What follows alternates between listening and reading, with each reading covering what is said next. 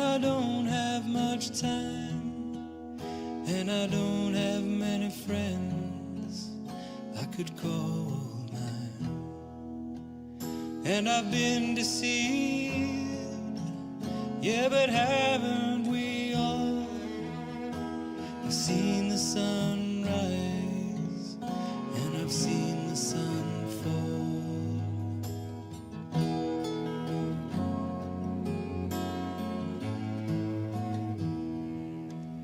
Well, I don't know why, and I don't know where, and I don't even know how, and I no longer care. But I've seen your face, and I've heard your call. Yes, I've seen the sun rise, and I've seen the sun fall.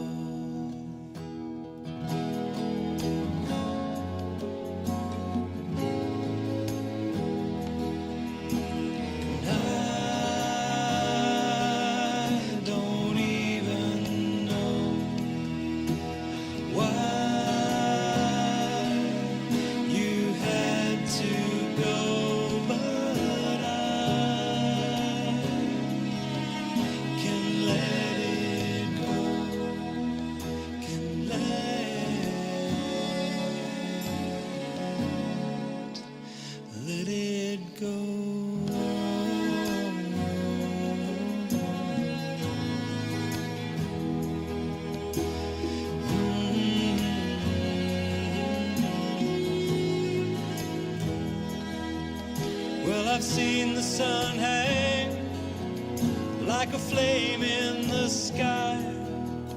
Yes, I've seen the sun turn, and I've seen the sun die. And I often think now, before our time is run, will there be any thoughts for what we have done?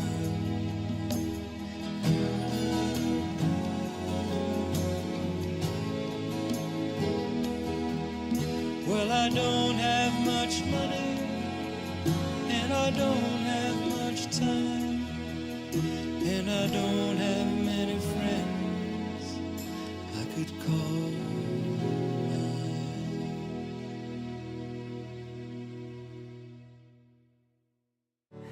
And when the night spills into the darkness of my soul, and when the time comes for me to leave you, don't let me go. And you can call out my name, and you can call out my name. Most pulpits are occupied by good men who are telling people to be good, and then they'll have a chance of heaven. But you know, the real gospel's not that. The gospel is for sinners.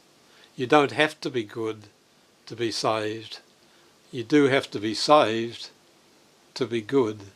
And whosoever will may come, and all manner of sin and blasphemy shall be forgiven unto men. It's not who you are, it's whose you are. And you can come just as you are. He won't leave us just as we are. We don't have to worry about what God thinks of us. Only what he thinks of Christ, our substitute. When you hear the real gospel of the New Testament, the historic objective gospel that was preached by Christ and Paul, by Luther, by Wesley, then you know you have the verdict of the last judgment the moment you believe. You have everlasting life the moment you believe. You are accepted in the beloved. You're complete in him, despite stumblings, failures, 100 or more a day, not counted against us. Not one drop of the wrath of God can ever fall upon a believer. Don't fall for the trap that people set up when they say it's not possible to keep the commandments.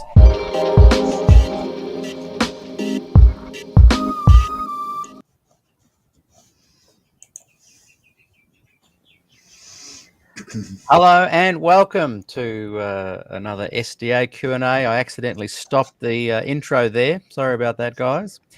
But here we are, and welcome to my auspicious panel. We've got Colin and David and Simon and Peter and Hal with us today, and we're going to be discussing this very important topic. Does the Seventh-day Adventist Church officially teach that keeping the Sabbath is a requirement for salvation?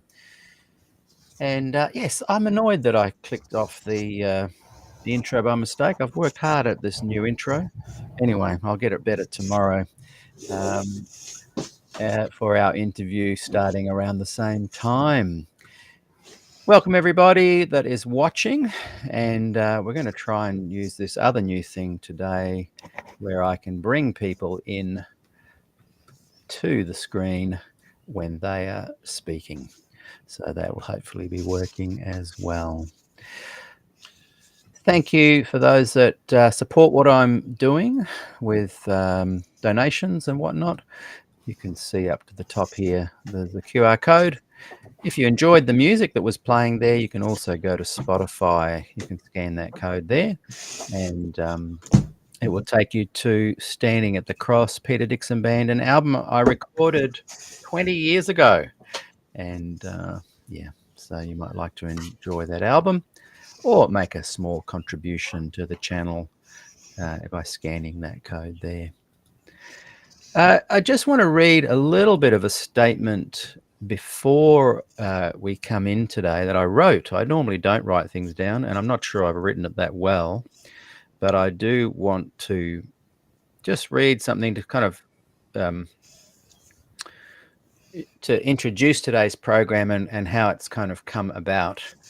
And so bear with me, and after I've read it, you can all help me rewrite it, I'm sure. So this week, I wrote some posts asking for clarification on Sabbath keeping on a few different platforms. Mainly, I was asking, is the Seventh-day Adventist Church's official stance that keeping the Sabbath is a salvation requirement? I did receive quite a lot of pushback and attacks from quite a large body of people, a diverse range, I'd say, perhaps, for asking these questions. Some said that I was being petty, others called me a church basher, and many have said, how dare you try and define my beliefs? What gives you the right? Some even accused me of using too much humor in my questions. I think I had a little tongue-in-cheek jab at the Clear Word Bible. So before we start today, I'd like to clarify that I am not bashing the church or anyone in the church.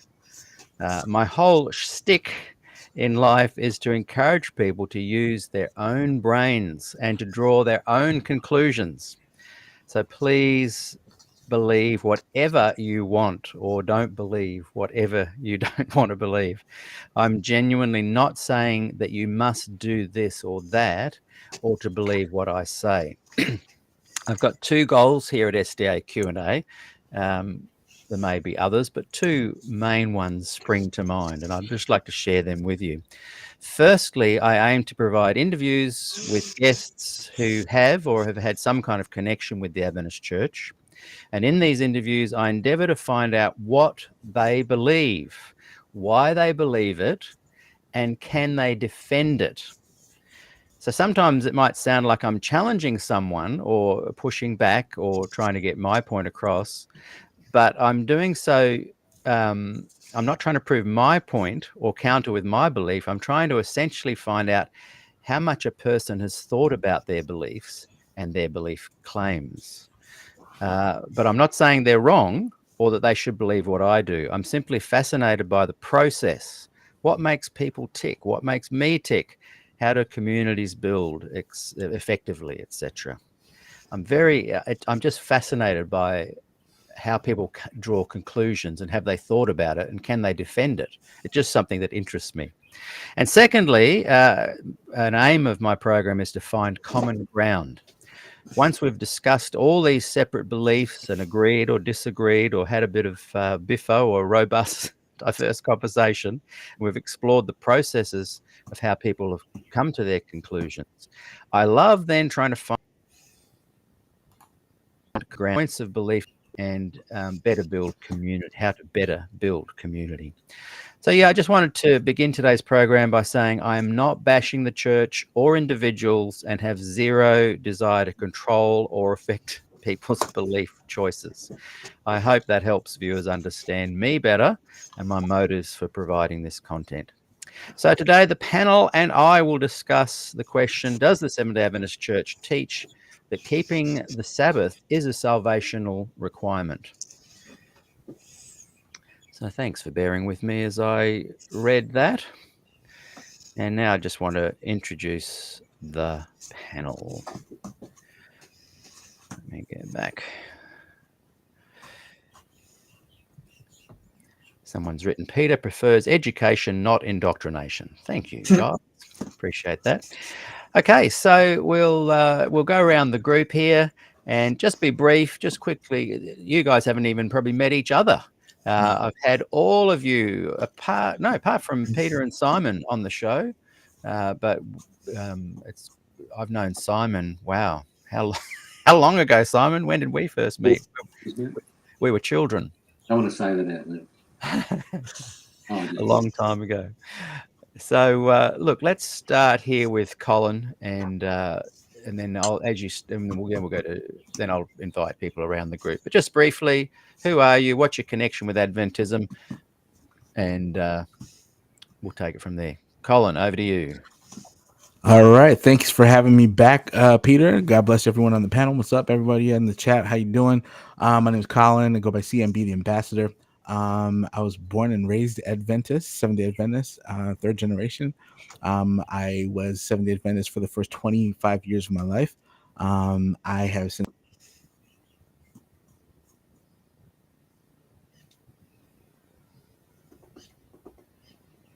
lost him.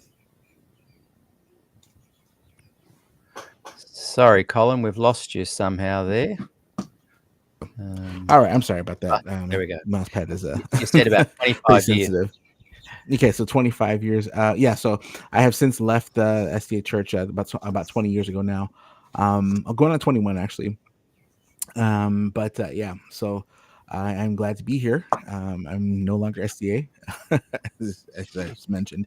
But yeah, I'm in ministry at the church that I attend now. Yeah, I think that's about it for intro, maybe. I don't know if you want any more, but That's great, Colin, and thank you for being here. I've enjoyed our interviews in the past, and thanks for being on the program today. David Thiel. Oh, hi. I am an Adventist pastor. I've spent most of my working life in a teaching position in Papua New Guinea, training theology students in two of our institutions there. I'm retired and living in Kurumbong. Been friends with Peter for a long time, and have been here on Q&A a couple of times. Looking forward to whatever happens today.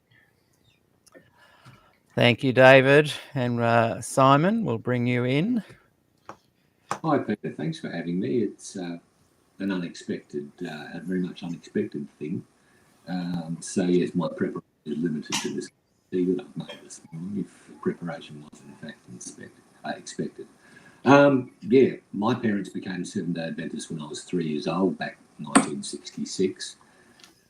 And I was an Adventist, I would say, till I was in my late 30s. And by the time I was 50, I was over religion completely. I could use the same arguments to argue for the Nordic pantheon of God as I possessed for the Christian view of life. So now I don't think gods exist? I don't know. They don't. I call myself an atheist, but atheism, is not organised. It's full of people who argue with each other, very much like Christianity. And then there are people running around calling themselves true atheists by saying, "Well, I really, really, really don't believe gods exist." And you go, "Well, good." So yeah, that's what. And I've known you for a long time, Pete, and you got me playing bass, and we're obviously in the room where I keep several of them. So yeah, it's all good. Real pleasure to be here. Thank you. Thank you, Simon. And it's good to see the collection of basses there in the background. And we often lament that we haven't jammed together enough in this life. So we need to address that. Well, yes, there isn't that much of it left, fella. Yeah. It's good to have Peter Mashenko here. Tell us a little bit about yourself, Peter.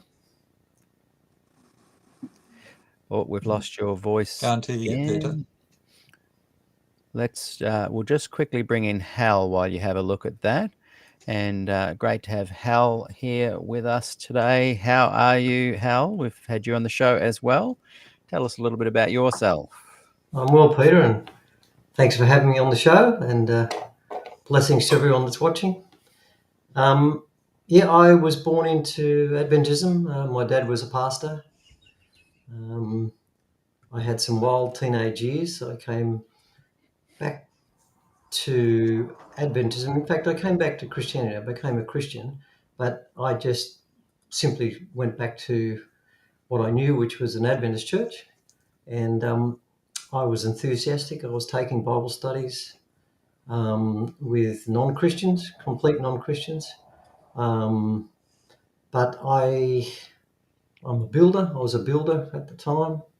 And so I'm not a theologian by any stretch of the imagination, but I was terribly enthusiastic, and I was a reader and a studier. And I started to come up with some problems in relation to begin with just the investigative judgment doctrine and the gospel. When I came back to Adventism, I had a couple of very, very good pastors that came through our church, and they preached the gospel. And I started to ask questions. And I started to ask questions about how the investigative judgment lined up with the gospel and how it was possible. And so the church leaders at the time went to my father-in-law and asked my father-in-law to ask me not to come. They didn't appreciate the asking of questions. So I was in a no man's land for a while, and it was quite a painful journey. And eventually, with God's help, I had some good friends that were Christians. I had a mate I used to surf with that was a Salvation Army sergeant, and I think a bit of a process. I really got to know God in a truly new and intimate way, and I've been involved with various denominations in the last 30 odd years. Yep, quite a few different denominations. Sounds good. Thank you, Hal. And let's see if we can bring Peter on now. Just do a quick testing there. Can you hear me this time? Oh, yes, Oh, good. we can. So there we go. Excellent. As I was saying, I had no idea when I woke up this morning that I'd finally be on your show here. We've known each other for a long, long time and been working on together on SDA People's Voice, and love this channel and all the discussions. But you've asked me numerous times, and funnily enough, here I am today. My background, my parents became Adventists, influenced by good Adventists here in Australia, but we're from the US. I grew up in the Hunter Valley, so started in a very, I would say, quite conservative country church, then moved to a church that was a healthy mix of conservative and progressive Adventism, but had progressive leaders that, were an amazing impact on my life. And then including yourself and other youth leaders in the North New South Wales Conference at that time was very gospel, traditional Reformation gospel Adventist. So that was a real blessing. I was influenced by tapes of Morris Venden growing up, from camp meetings in the mid-70s, which were fascinating to me. I didn't fully understand the context of why he was preaching about righteousness by faith, but I loved it, and it really introduced me to Jesus and the centrality of Jesus. So that is central to all of my experience with God. But I also love Adventist history, and the Adventist history podcast has been absolutely amazing. Matthew Lucio, I highly recommend to everyone to check that out. And it's finally gotten to that period in the mid-70s in his history podcast, talking about Des Ford, but talking about that period and the righteousness by faith debates over what it means. And that really has gotten me thinking, and this topic I actually think is tied up with that, because it's a bigger question than just, do you need to keep the Sabbath? It's more about the place of the law and how you're saved. So looking forward to the discussion. Thank you, Peter, and thank you everyone for being on the program. I really appreciate it. And yes, I think, like Peter was just saying there, in the 70s particularly, but brewing well before that in the 40s, and through Questions on Doctrine being released in the late 50s, with Brinsmead in the 60s and then 70s, and then it all kind of exploding onto the stage with Glacier View and Des Ford's theology, and him perhaps questioning Ellen White's theological stance on the sanctuary, etc. We've noticed a kind of, I would say, a birthing of a kind of a new kind of theology, a theology that is more grace-oriented, a theology that says that keeping the Sabbath is worthwhile but not a salvational issue. And people have had a kind of a keener sense of an assurance of salvation within the Adventist Church. I'd like to suggest, from my point of view, that is a new theology. It's something that is maybe has birthed out of Adventism, but I'm interested. A lot of Adventists seem surprised when I say that, because they think, no, the earlier Adventists just got it wrong. They misunderstood. So I'm suggesting that perhaps the Seventh-day Adventist Church traditionally taught a more legalistic approach officially, and that it's somewhere along the line it branched off into two lots of people: a group that were more focused on having a more biblical, grace, gospel-oriented view of salvation, and another group is kind of linking back to the past and wanting to hang on to that view. But I don't think there's a point where the church itself officially changed that view. I think it's watered it down very successfully.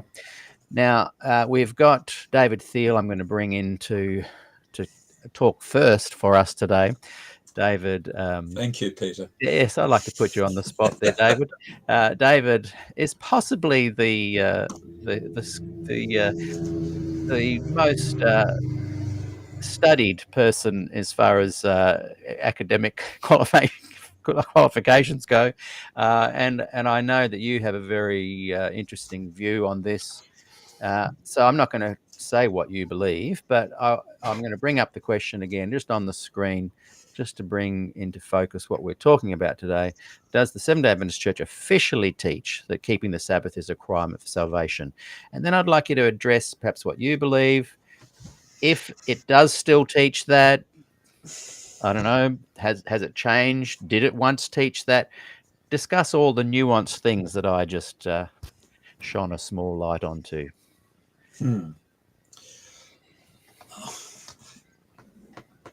Peter, you've done an admirable job in trying to be precise in your question, but I think you may have created some problems in the process.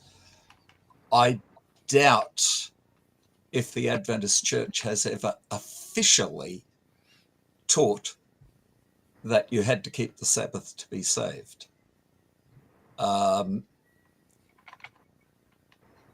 what constitutes the official teaching of the church. I would think the only thing that really constitutes the official teaching of the church would be the 28 fundamentals, perhaps the baptismal vows. But I'm pretty sure that you won't find in either of those documents a statement that says that you have to be a Sabbath keeper to be saved. And in fact, going right back to Ellen White's time, she talks about people who are saved, who will be saved, who first hear the name of Jesus in the process of translation to heaven after the second coming. So she's opened the doors of salvation wider than even just Christians. That's a whole controversial topic in its own right. Again, she can say that there are, like in Elijah's day, 7,000 who haven't bowed the knee to Baal, including, she says, in the Catholic Church. Obviously, those in the Catholic Church and these others that she's referring to aren't Sabbath keepers. So I suspect I'm not answering the question you actually want to ask, but if you ask if that's what we officially believe, I would have to say no. Yeah, I think it's a difficult question to ask because I know exactly what you're saying. I guess I'm wondering, do people looking on to Adventism, what do they sense as the general thrust of the Adventist message? So we ask my question again, but with that in mind, so that an official statement doesn't necessarily need to be in writing, but it can be embodied in the overall intentions of the denomination. If you answer, just say a few more words on that, and then I'm going to read something from Ellen White, and then we'll get Colin to jump in after that. Yeah, it's a topic that is easy to present without any nuance. Let me give you my own perspective on this. I believe that salvation is 100% totally, absolutely, completely on the basis of the merits of Christ achieved in his life, and primarily his death and resurrection, and accessed by whoever will by faith and faith alone. Works have nothing to do with it. And that's bedrock for me. And I've worked in the church for 40 years. I've been entrusted with training ministers in the church for 25 years.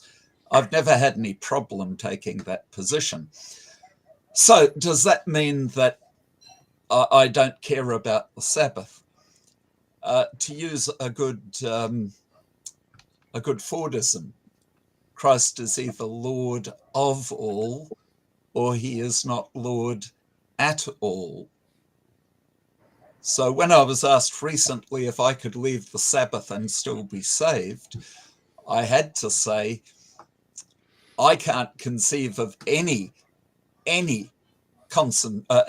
circumstance where I would abandon the Sabbath without abandoning Christ. And if I abandon Christ, I would not be saved, not because I've abandoned the Sabbath, but because I've abandoned Christ. Can I simply say, here is something Christ calls me to do. I don't care, I don't want to do it, I'm not doing it, and still claim to have a relationship with Christ? Now, look, obviously, I don't think everyone who doesn't keep the Sabbath takes that attitude. I don't think that's what they're doing necessarily. People can be non-Sabbath keepers because they simply are not convinced from Scripture that this is the requirement of Scripture. But I am so convinced. So can I just abandon it, holding that conviction, and still say that I'm saved? So I think there are all sorts of layers of nuance that are there. Thanks for that, David. And that's why I wanted you on the show. And as we've all expressed, none of us thought today we were going to be talking about this or on the show today, even yesterday morning. But I immediately, as I saw hundreds of comments coming up on the various posts that I'd put out there, I thought, if I do a program on this, there's a few people I'd like on it. And the people I wanted on it are on it. And I wanted you on it, Dave, because I when I was a Seventh Adventist, I would have 100% agreed with your view on this. And I'm not even saying I don't agree with it now, but I am now trying to drill into, well, how come so many of us grew up having nightmares and didn't have this assurance of salvation that you express, and that most of the people around me growing up expressed. You know, I lived on the campus here at Avondale with the Patricks and the Youngs and the Magnusons and the Fords and the Drewers and the Lindsays, and there was a really beautiful sense of community and assurance of salvation. But as I grew up and as I went to a lot of other Adventist churches, I noticed fear and legalism creeping in everywhere. And so today I'm really exploring is, what is the source of that fear? Why do people fear this persecution at the end of time, when if they don't keep the Sabbath, they're going to be thrown in jail and dragged away from family, and they're going to run to the hills if they don't keep the Sabbath? And I'm thinking, well, that means it's a pretty serious component of Adventism. I'll just quickly read something that Ray Smith wrote on one of these posts during the week, and I always really enjoy Ray's comments in Voice and SDAQ&A. And then I'm going to hand it over to Colin to kind of address some of the things that David spoke there, some of the nuances that may or may not need to be looked at. And then after that, I'm going to bring in Simon to share a view from the atheist perspective, having come from an Adventist background. What does hearing things like that David has just expressed, what kind of thoughts come to your mind to that? And then we'll open, of course, to Peter and Hal as well. So, Colin, bear with me a moment. I'm just going to read this. Ray wrote this yesterday or this morning. Ellen White answered this question in 1849, clear as a bell. Early writings, page 37, vision of January 5, 1849.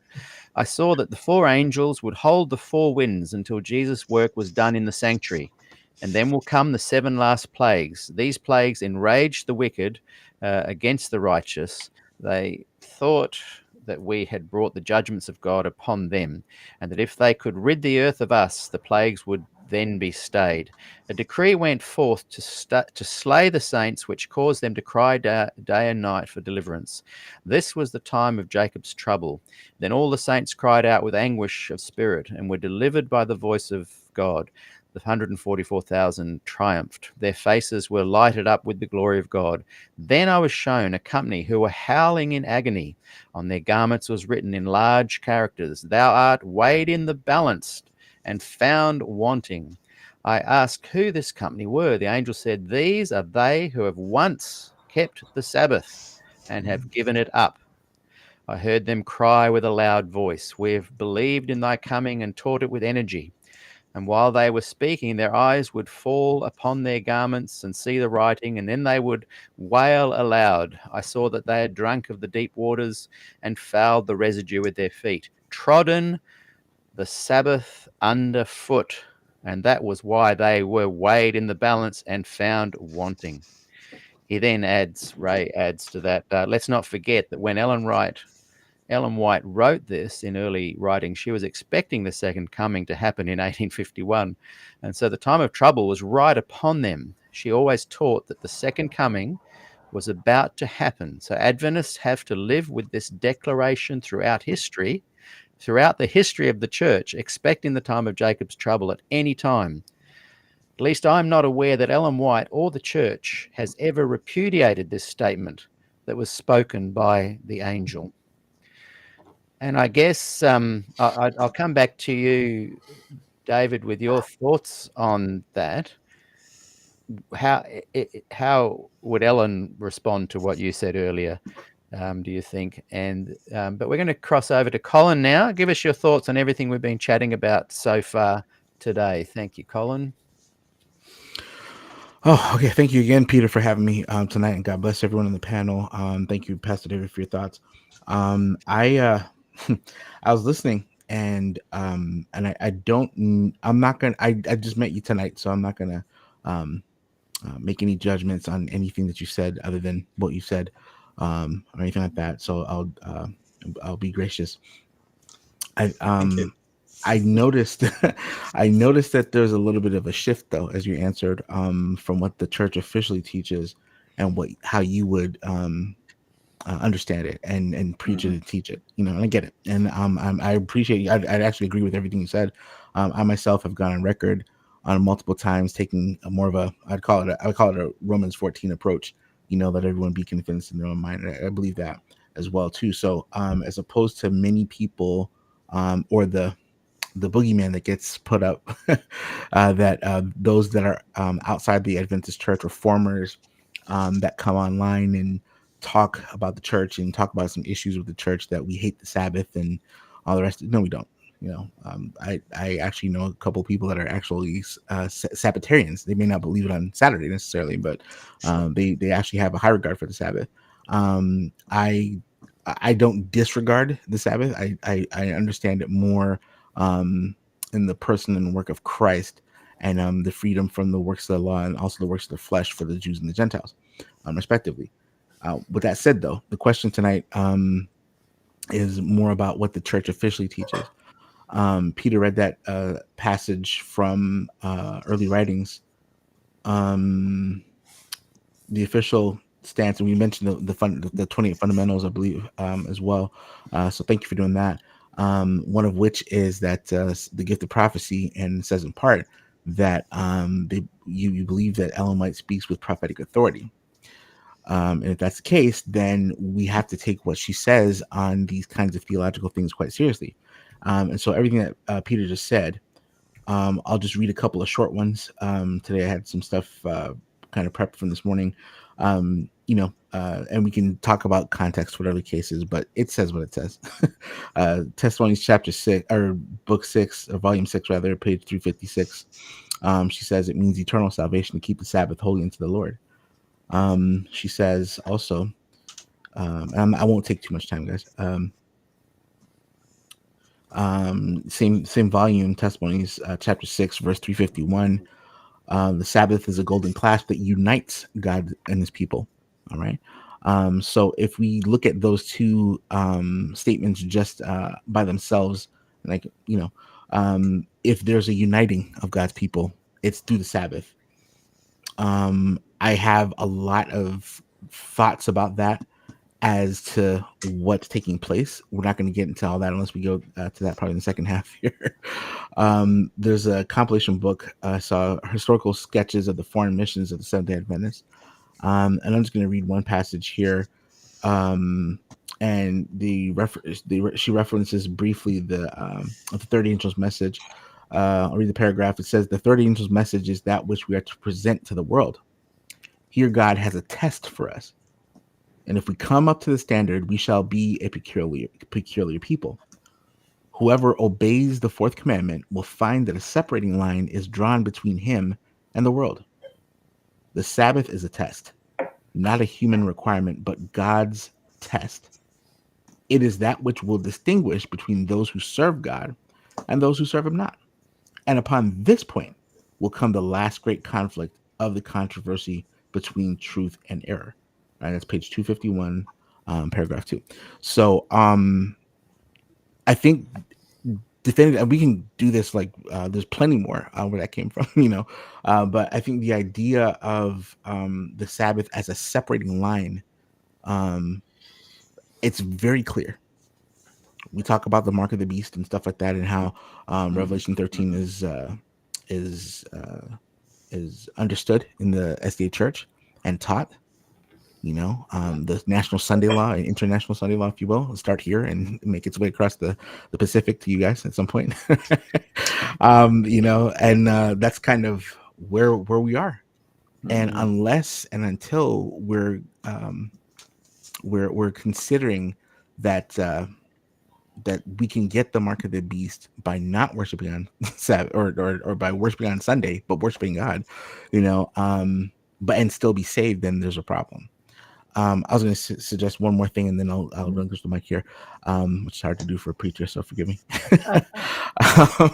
So Ellen White says in Early Writings, page 16, and I think we've all heard this once or twice, and she's talking about when the second coming, in her vision of the second coming, she says, we all entered the cloud together, and we were 7 days ascending to the sea of glass when Jesus brought the crowns and with his own right hand placed them on our heads.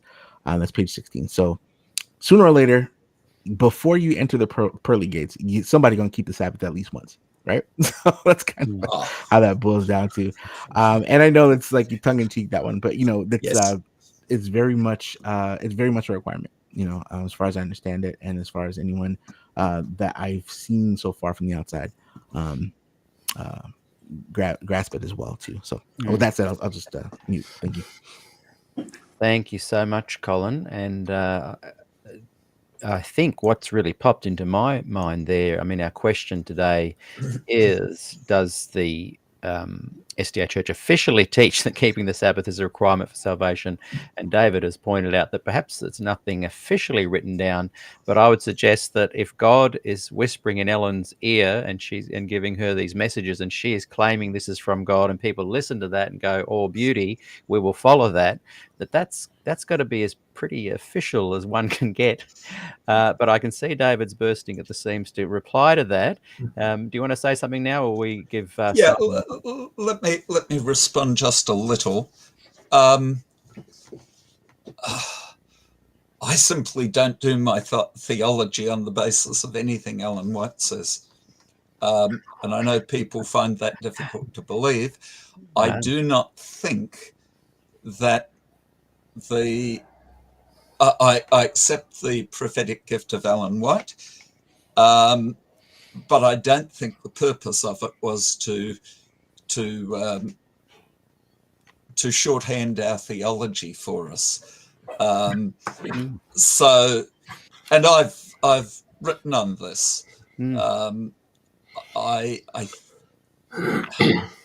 Part of the problem with it is that it is extraordinarily easy and to get Ellen White quotes to support a given position.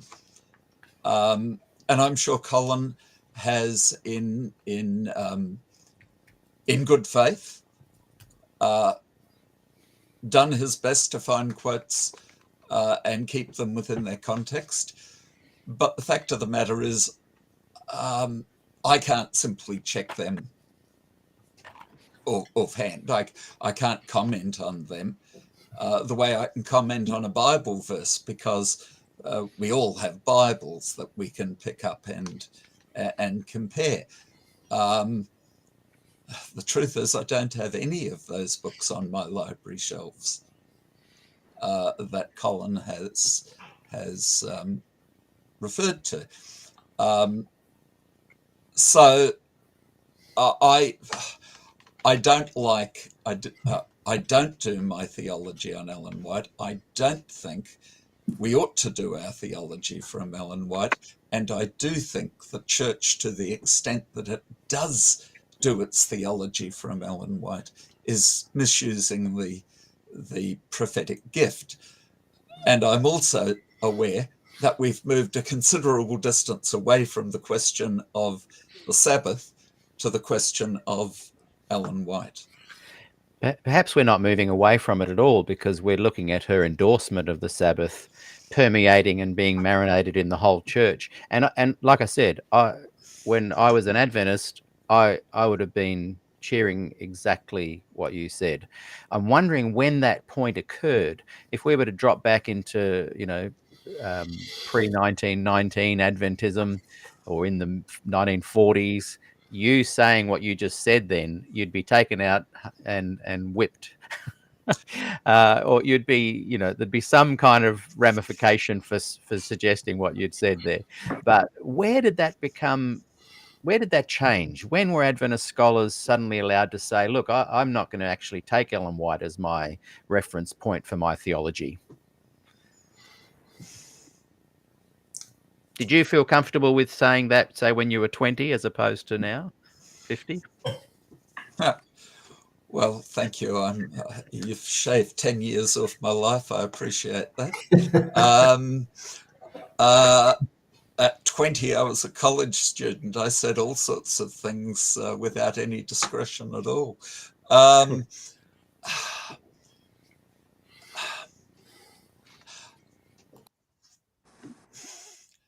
Times change in the church. I mean, in the 80s, it was a time of a very conservative swing in the church.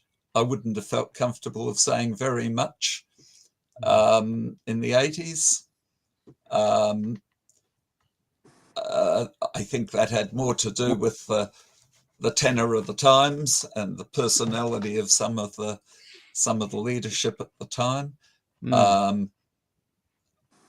When did it change? I don't know, Peter. There's definitely a shift, though, isn't there? Like when I said what I said in this last week, I did expect a pushback, because I knew talking about the Sabbath and asking questions about it was going to be immediately interpreted as a challenge rather than just a clarification need. But there's definitely a movement within Adventism that is a lot more along the lines of what you believe. And there's a definite movement that would hate what you're saying and would call you a betrayer of the Adventist message, Sure. And yet what I noticed in my comments is that progressives are saying, you are betraying the gospel, Peter, by questioning our stance, as if they had no idea that the church once was very legalistic in their approach. I'm just trying to work out, when did that change? Peter, if you go back to the pioneer period, the beginning of the 20th century, Bertolowiak, in his study of the time, divided the church's thinkers into three groups: pantheists, pioneers, and progressives. The pantheists leave or get driven out. You have the traditionalists holding to what they see as the original message, and the progressives, including A.G. Daniels and W.W. Prescott and guys like this. So there's been a range of views in the church for forever, But there's been a general thrust, though, is what I'm trying to get at. What happens is the church is very much also involved in the trends of society. The fundamentalist modernist debates of the 1920s, just after the death of Ellen White, very strongly impacted the church. Where the question in the wider Christian church in America was about the nature of inspiration. For Adventists, this inevitably meant the nature of Ellen White's inspiration. And for 30 or 40 years, that fairly conservative viewpoint dominated in the church. M.L. Andreasen was active during this period. And I guess if you want to say, when does this come to an end, maybe at Questions on Doctrine is the beginning of the end of that, or the beginning of a greater diversification. I agree with that. Yeah. The beginning of the publication of Spectrum, which is really the first time that we begin to acknowledge that there there is, or at least for a long time, begin to acknowledge that there is diversity within the church. Can I jump in there and say that I agree with that? The spectrum is a really interesting point. QOD, questions on doctrine, but I don't see it as a progression of a move away from something towards something. I see it as a fork in the road. So I see that the fork in the road, you guys, the more progressives, began a new kind of theological perspective, freedom to speak more openly, put Ellen in the back seat instead of the front seat. Mhm. But parallel to you guys is the traditional view, soldiering on, stronger than ever, and in recent years, trying to shut you guys down. Sure. So let's just say the fork in the road of this kind of willingness to talk, at least, about these kind of topics happened around the late 50s, early 60s. So let's just pin that there, roughly speaking. I'm very interested to bring in Simon now just to share, and thanks for those thoughts, David. And in a moment, what we're going to do is bring people in on the panel to kind of just put their hand up, and I'll bring you in a lot more rapidly after this. So we're just bringing in Simon. And Simon, a few people just said that your mic was a bit low, so you might need to just lean in a bit, show us that lovely beard you've got there, and just give us a commentary on what you've just heard there. Well, from the start to now. It's some very strong points, and you've gone from the most theologically educated person to arguably the least very, very, very quickly. So I can really mostly speak to you about my impressions. So my first impression of Adventism was as a 3-year-old going to church in the back of the station wagon. It was the 60s. We didn't have seatbelts. And instead of watching wrestling on Saturday morning, we now went to church. And that was what Adventism was for me as a 3-year-old. From there, it's very hard to separate my assimilation into Adventism from my assimilation into my existence as a human being, which is why I still have an interest. My dad would say that anybody who's been an Adventist for any length of time will have an Adventist leg hanging off somewhere forever. And I don't know how far wrong he was with that. But certainly this idea that keeping Sabbath as a prerequisite of salvation was something I believe pretty much without question in my early life. And I can think of, what I can remember of sermons and things like that, being told that this Sabbath was God's mark on creation, and it had all these special things. And I remember a pastor holding up a coin and saying, you can see the Queen's head, it would be the King's now. And there's all these things saying who the Queen is and what they are and what they're Queen of, and likened it to the fourth commandment. At the time, we were taught something to the effect that not keeping the Sabbath, and particularly going to church on Sunday, heaven forbid, was some part of the mark of the beast. So by the time I was about 14, being a very imaginative child, and probably no more or less than anybody else, I guess, I could hardly sleep at night. I was glad when daytime it could distract me from thinking about this stuff. When I was 10, 1973, the ABC in Australia here broadcast The World at War, which is a series about actual footage of World War II, which was exciting to me. I'd grown up on the stories of it from my dad and hearing about my grandfather and all of that. But I discovered the Holocaust. And seeing this horror play in front of me, it connected immediately to my thoughts about persecution and all of that. So by the time I was 14 or 15, I couldn't live with this stuff. I had to put it away, put it behind me. People, my father, people at church, I said, "Oh, just think about Jesus." But the church at that time wasn't. Hear an awful lot about Jesus, except in reference to some of the things I said, and that could be wrong. That could be just my impression. I had to do my father's eulogy a few years ago, and I realised when doing that sitting in the audience at his funeral were people who knew him way better than I did.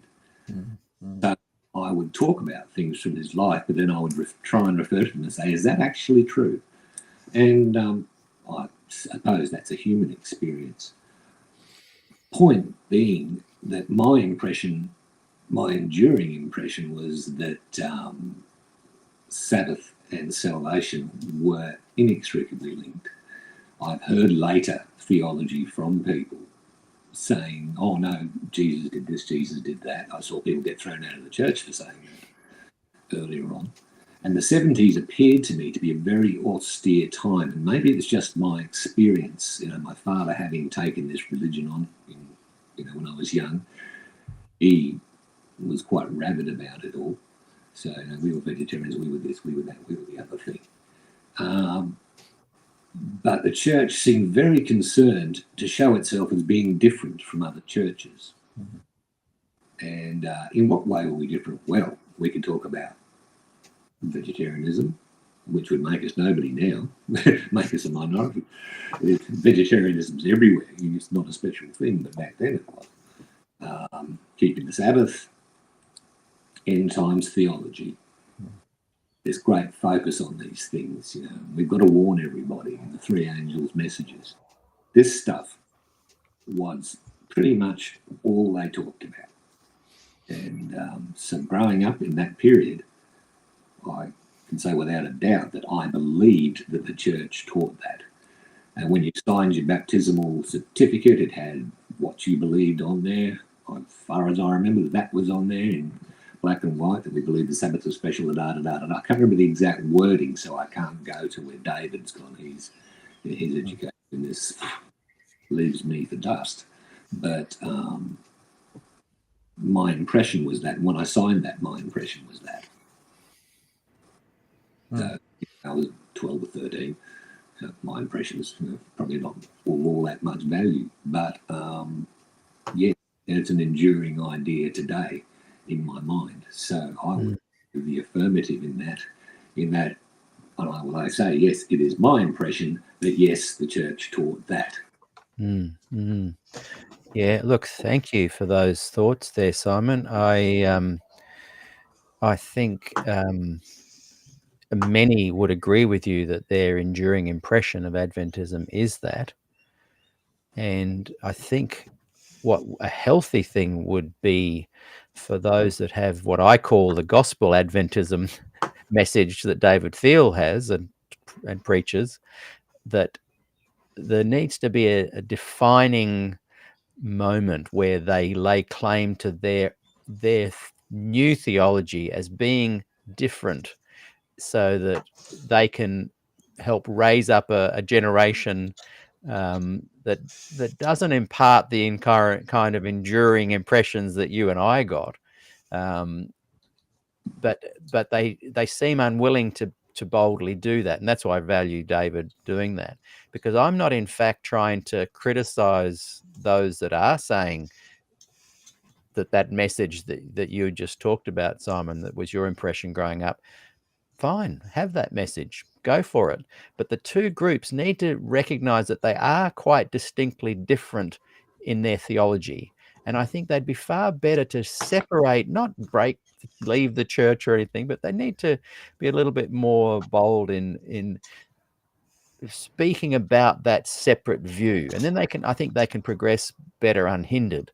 And then folk like you, Simon, and myself, and Hal, and Colin, who left, we can then look onto it as something that might have some healthy aspects or not, and we can commentate on that. So I'm just going to bring in Peter Mashenko just to share some thoughts of what's going through your mind as you've been listening to us chatting today. And then Hal will bring you in.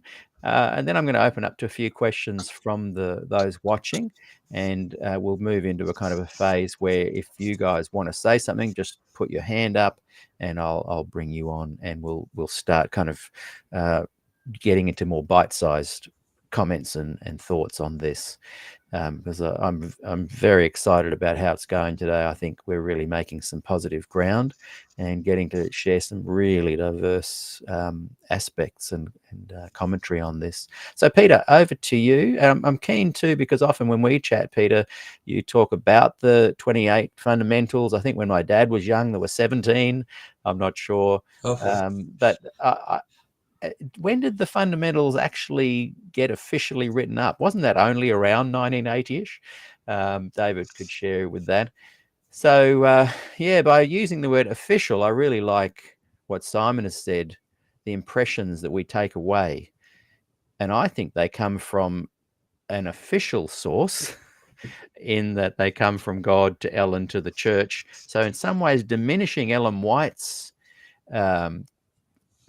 verbiage on this, are we suggesting that she didn't really talk to God? Because he seemed to be giving her some pretty clear and official statements. So Peter, your thoughts?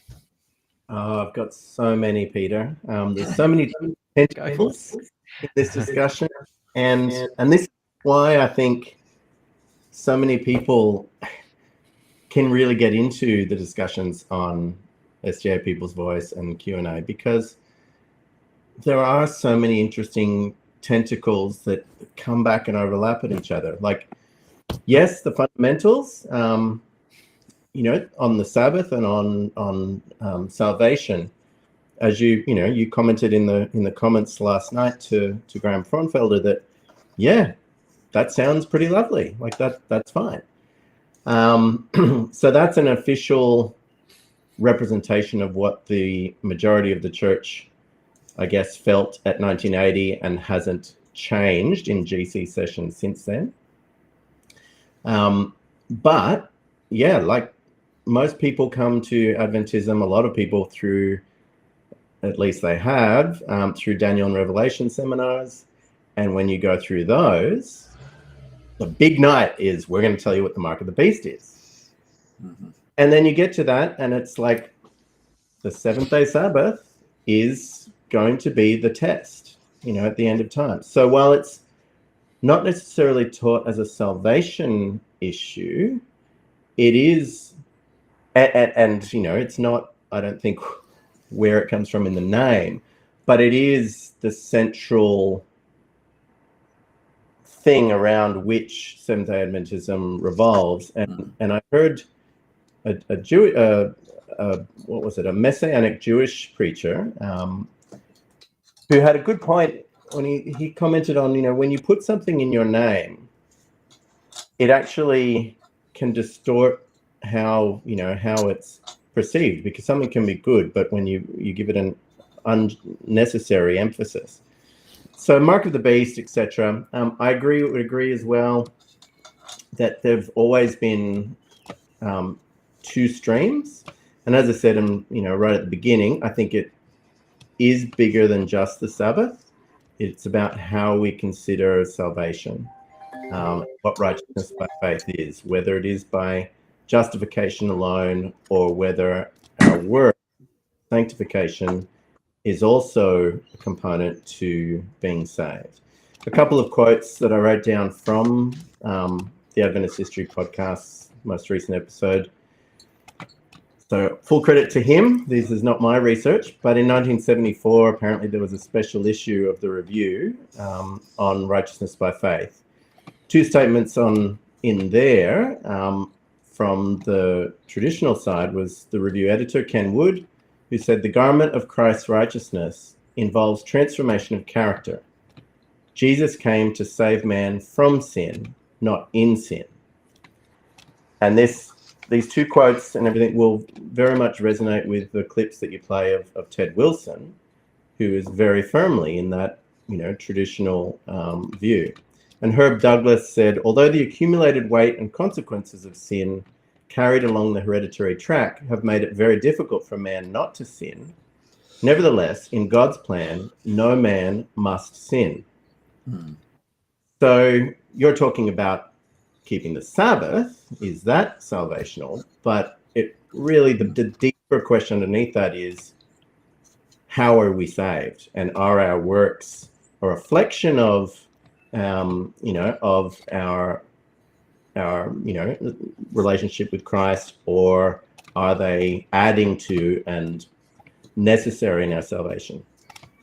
But on the progressive side, and this is equally, you would say, almost official, the Sabbath school lesson in 1970 apparently had a quote: "There is thus an immediate perfection that all may instantly have the moment they accept Christ, and may retain continuously throughout life. There is also an ultimate perfection to which they attain at the end of life's journey. The first is relative, the second is absolute. God does not expect, nor does he require, the sincere, earnest Christian to attain ultimate perfection before he reaches the end of life's journey." So from 1970, that's exactly the progressive Adventism that I, grew up with. That, hey, we're not going to be perfect. So I agree with you. There are two tracks in the church, and a more recent example of the traditional. I was shocked with quite a few things, but one in particular, a statement made at Waitara in Sydney. A guest speaker from Canada was there in end of November or beginning of December. A week of presentations, and one slide and point that he had is that the cornerstone that was rejected from Psalms, that Jesus, identifies as himself, this speaker that was brought from the youth at Waitara said, in Jesus's days, the cornerstone was Jesus. In the end times, it's the Sabbath. Oh, Wow. I could not believe my ears that this was taught today. And I think it depends where you live in the world and which churches and communities you associate with, because there are many churches, at least around the Sydney, New South Wales, that are not saying that keeping the Sabbath is salvation. But there are many that will. Can I jump in there? Well said, Peter, and I really appreciate your comments. I think, and this is not bashing the progressives, but I think a big mistake the progressives make is thinking that they are intertwined with these two groups. I think those that are saying what you just said there are the different stream of Adventism. Those who go, what? How on earth can they say that? Need to realize that these two paths or streams of Adventism are never going to connect or agree. The progressive believes that those who say that are the lunatic fringe, literally said by one of the Adventist leaders, I think in the late 50s. And the traditional Adventists want you gone. So I'm pleased that we're identifying two streams, because I've always been promoting that idea. Now, how Southwell? Oh, Peter, respond to that. Quickly, if I may, because I do have to leave for half an hour at 2. Just on that, I agree, and it saddens me that, an example, I had a colleague at work. I work for the Salvation Army, and I love working for the Salvation Army. The hands and feet, the love to Jesus that they show to the community is just amazing. A colleague of mine is looking for a church, and they live on the Central Coast, and they said, oh, you're a Seventh-day Adventist, and this other girl, Amanda, that was in our team, she's a Seventh-day Adventist. And you both have really impressed me, and your positivity and, your love of Christ, and I'm really impressed, and I've been thinking to ask you more about it. And I said, well, because we're talking about where to go to church. And I said, well, I could do some research. There's some churches that I might be happy to recommend you to. There's others I wouldn't. And it saddens me that is the case. And if you go online, I said, I don't believe everything that if you go online and read, and that saddens me too, that our president and other, it's not just him, that there are these two streams, and they are very different. One stream, the other stream embarrasses in many ways, me, and I disagree with it. And it would be so lovely to be able to have, I don't know, Seventh-day Adventist A, Seventh-day Adventist B. Agreed. So you could you could Google it and you go, yeah, you can go to those A's. I think that'd be great. Well, look, yeah, so true, Peter, so true. And I have to say to people, sorry, go ahead. Otherwise, I have to say to people, I grew up as a Seventh-day Adventist, and that's my tribe. That's what I relate to most. But I'm embarrassed to say, yes, I'm a Seventh-day Adventist, because then when they Google it and listen to Ted, that's not my Seventh-day Adventism. Yeah, and this is really interesting because this is what people often say to me. How dare you say this is not my Adventism? And how dare you say Ted Wilson's is the real Adventism? Well, obviously, I'm trying to create a bit of discussion and I'm being a little bit provocative in that. But the reality is that, yeah, sure, you can call Adventism your tribe, but it is not a cohesive tribe. And I believe the Adventist church has already split into, doesn't realize it. And those who have broken away are kind of feeling like, oh, that's just a little bit of cray-cray in the Adventist church. It's going to come good. But it's not a pendulum swing. There are two different Adventist churches in one. And people take that as a criticism. No, embrace it. Go for it. Go your own way. Stop holding each other back. Because I see the kind of David Thiel Adventism as one I would champion. Go for it. Go to these gospel Adventists. But they're not going to leave. And what I realized, and this is where I'm bringing Hal in, is when I realized, and I think maybe Colin and Simon had these thoughts, you realize it's never going to change. I'm not trying to change people's minds, and I never have, but you realize it's never going to change. So you are never going to be a part of a cohesive tribe that accepts each other and has some divergent views. That's never going to happen. And so when I realized that, I left. It's never going to happen. Why put my name to it? Why tie myself in mental gymnastics? Why be embarrassed about some of these things? The conservatives are as powerful, strong, vibrant, monetized as ever. This is not getting better. This is diverging further. And Gospel Adventist, if you're watching Gospel Adventist, you guys are getting older. You're not passing on the gems to the youth. You could be the last generation of hope for the Adventist church to have this gem of gospel Adventism emerge, quickly, boldly gather together and network and promote your religion. And I'd encourage the Ted Wilson Adventists to, just keep on going, get out of each other's hair. Hal, you left the Adventist church and got out of the hair of both tribes, both twos in one. Share your journey and your thoughts on, and perhaps what Peter just said, because I think it's pertinent. And Peter will be back soon as well. Yeah. Look, I've loved whatever everyone has said. And hearing David speak was just like hearing the pastors of the Adventist church that were at my church when I first came back. After being a bit of a wild teenager, where I first came back to Christianity. But those pastors didn't last in that church, and but they gave me a grounding. And thank you for pastors like David. I really appreciate it, David, and I appreciated what you've said. However, I've got quite a different perspective now than what probably David has on Christianity, and the other thing I really appreciate is what Simon had to say, because pre my teenage years, Simon's recollection of the church is exactly my recollection. When I came back into Adventism, that's what I thought I was coming back into, but I came into some marvellous gospel-orientated pastors like David that grounded me well and started to broaden my thinking a little bit. And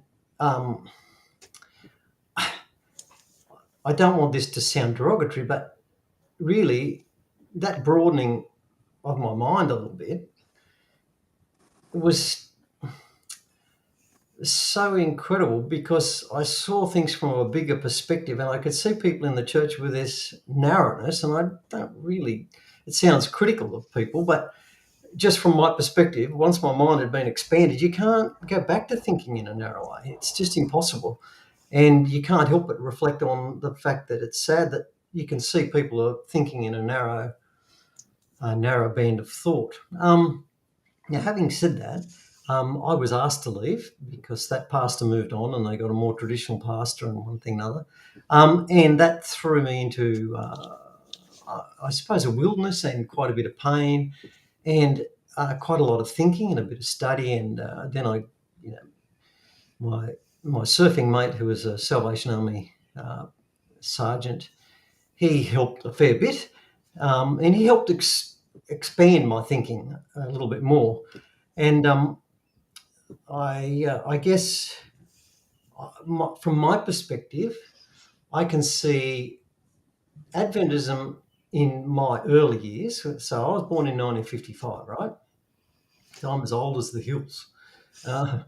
Now, the church, my recollection of church was pretty much what Simon spoke about. Most sermons, most Sabbath school lessons, there was occasionally things thrown in, like, oh no, you can, there will be Catholics in heaven. There will be others that haven't kept the Sabbath in heaven. But it was like they were the anomaly, and the Adventists were the norm in heaven. So that was my experience, and I think out of that thinking, the church did start to broaden its thinking, and there were many pastors, and I think perhaps due to the fact that there was some good theologians in the church, Norman Young and Dr. Ford, and probably a heap of others, Magnuson, started to broaden the thinking, and there was quite a lot of pastors coming through that understood the gospel. Now, my perspective, having been away from Adventism for 30 years, is that out of a fairly traditional Puritan view came the Millerites and the early Adventists, and that was pretty much, I thought, was what I grew up with in the 60s, and a very traditional view. Ellen White was held in very high esteem. My dad was a pastor, and he could quote Ellen White everywhere. And I think out of that narrow thought eventually came a broadening of thought into an understanding of the gospel. Now, that understanding of the gospel put the Adventist thought, the traditional thought, in one trajectory, and let's say the gospel Adventists on a 1 degree different or 2 degree different trajectory. And we get to a few decades on, and there's quite, you go, any of you that have done any navigation will know that you don't have to be very, half a degree out, and you keep going, and you eventually end up miles apart. Now, that's how I somewhat, as my analogy of seeing how, from an outsider's perspective now, what I see as the Adventist Church, that these two groups have been on a completely separate trajectory, both of which, though, have come from a similar point when they started. And I guess because I was not thrown out of Adventism, but they just told my father-in-law, they said, look, we'd prefer if Hal didn't come along because he keeps asking questions and they couldn't answer them. So they didn't like it. So I guess I came,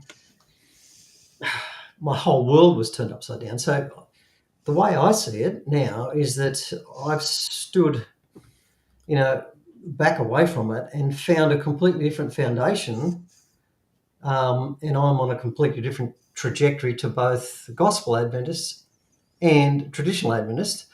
I'm pretty close to traditional Adventists, but I still have, there's some differences, and those differences all really relate to how, whether you're a traditional Adventist or traditional or a Gospel or non-traditional Adventist. I lost my train of thought. Yeah, the understanding of both streams of Adventism still have an understanding of the law, and I think the whole Sabbath issue will never go away. The investigative judgment will never go away. These debates will never go away from my perspective, because I think the foundation that was there from both groups is probably a little bit wrong, because that's the way I see it. I might be 100% wrong, but from my perspective, it just seems like where I am now, there's just miles of different thought in our church. There's no controversy. There's no challenge to that. And we are getting on with doing the work of God. We're feeding the poor. We're seeing people saved. We're healing the sick. We're seeing salvation. We're seeing miracles. And I just think, well, we've got a guy in our worship team that doesn't actually believe in the devil. Well, I think, well, I don't. But he sort of does. But anyway, I'm making an extreme there that no one makes an issue of it. He believes in Jesus Christ, and he believes that the only way to be connected with God, reconnected with God, because we went astray, is through Jesus Christ. So he does believe that, but he's got a completely warped view of the devil in my perspective. But we don't care. I love him, and we're sort of mates, and we never have these discussions. He just tells me about it. I go, okay, I see it this way, and we go, okay, great. And so there's not this tension Not divisive. in Adventism. No. And so my perspective is that there will be endless debate in Adventism on all sorts of matters, because of the foundation that was built upon, mistakenly perhaps, or not meaning to, it just coming out of Puritan roots. The understanding of the law is just a bad one. Yeah, good. Thank you for that, Hal. I appreciate your perspective. I'm just going to read something Gillian wrote over there in our Facebook group, which is always a vibrant place to join in these conversations. But unfortunately, Facebook has made it that if you're writing a comment in the group, it won't pop up on the screen. So I can't bring it up on the screen. But Gillian and I are good friends, and often she has pointed this out to me. Not as a criticism, but to try to bring me into line a little bit on this thought. I mentioned, and we're talking about these two streams. Gillian has written, there's more than two streams. You can't lump the progressives all together.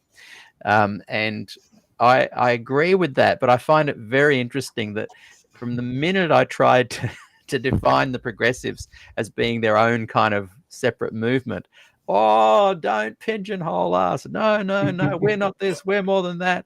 Whereas if you try and say the same to the conservative traditional Adventists, they go, yes, beauty.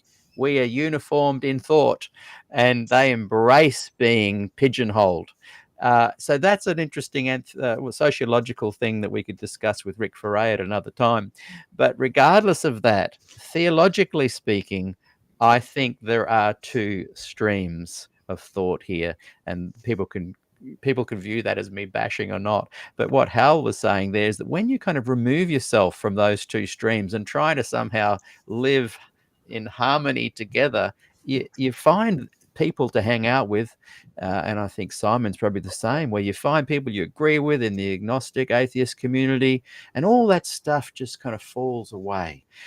Or you choose to go to a gospel preaching another denomination, and a lot of that conflict falls away.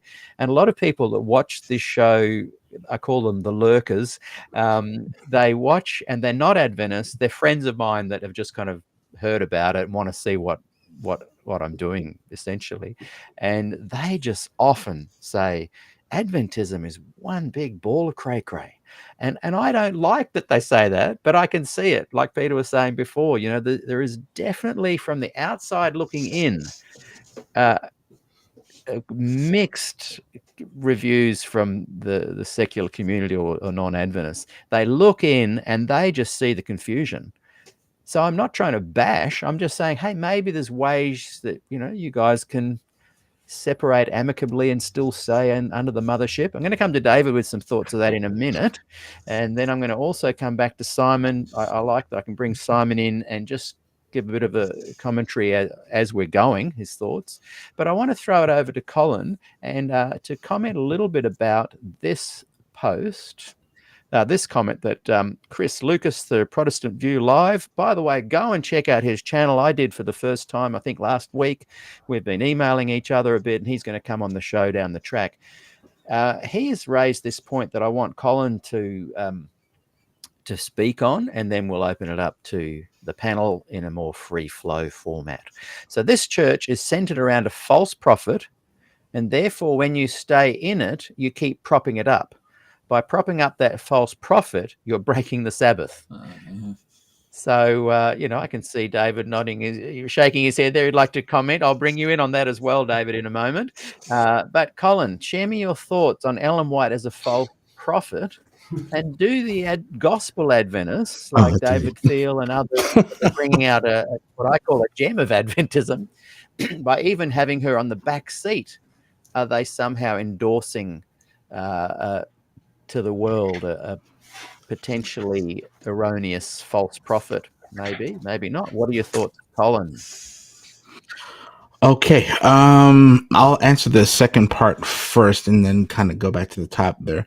As far as like the church endorsing or putting Ellen on the back burner, I don't know that it's possible, and the reason I say that is because I was taught, and I think I'm the youngest on the panel tonight. I'll be 46 this year.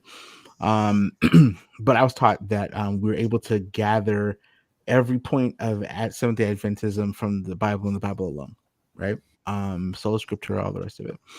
Come to find out, I don't believe that's true in that way. You can proof text your way through a lot of things, right? But you cannot find some of the nuance and the explanations of things the way that we're taught. And I mentioned someone mentioned Peter mentioned Daniel the Revelation earlier, the seminars and stuff like that. You're not going to get that from there. You're not going to get this. I'll pull it out of my finger. So you're not going to get that from the yes, right from Revelation 13. You're just not, right? And again, this is the National Sunday Law book. We've all seen this before from Marcuson. This thing, it's the Cliff Notes version of the Great Controversy, right? So if we're gonna say that we don't believe in the National Sunday Law, we're not gonna, the Sunday keeping, quote unquote, is gonna be the mark of the beast, and the Sabbath is not the seal of God. If we're gonna say these things, then we have to throw everything out, because that's pretty much the climax of the Great Controversy book, and that is the worldview, right? I've referenced this before. I'll just make a couple more points and I'll relinquish again. But I referenced this before on multiple occasions. But the Ministry magazine in December 2000 issue with Dr. Herbert Douglas. Good grief, couldn't remember his name for a second. But Herb Douglas mentioned this, that in part, and I'll just read a small excerpt here, just a sentence or two.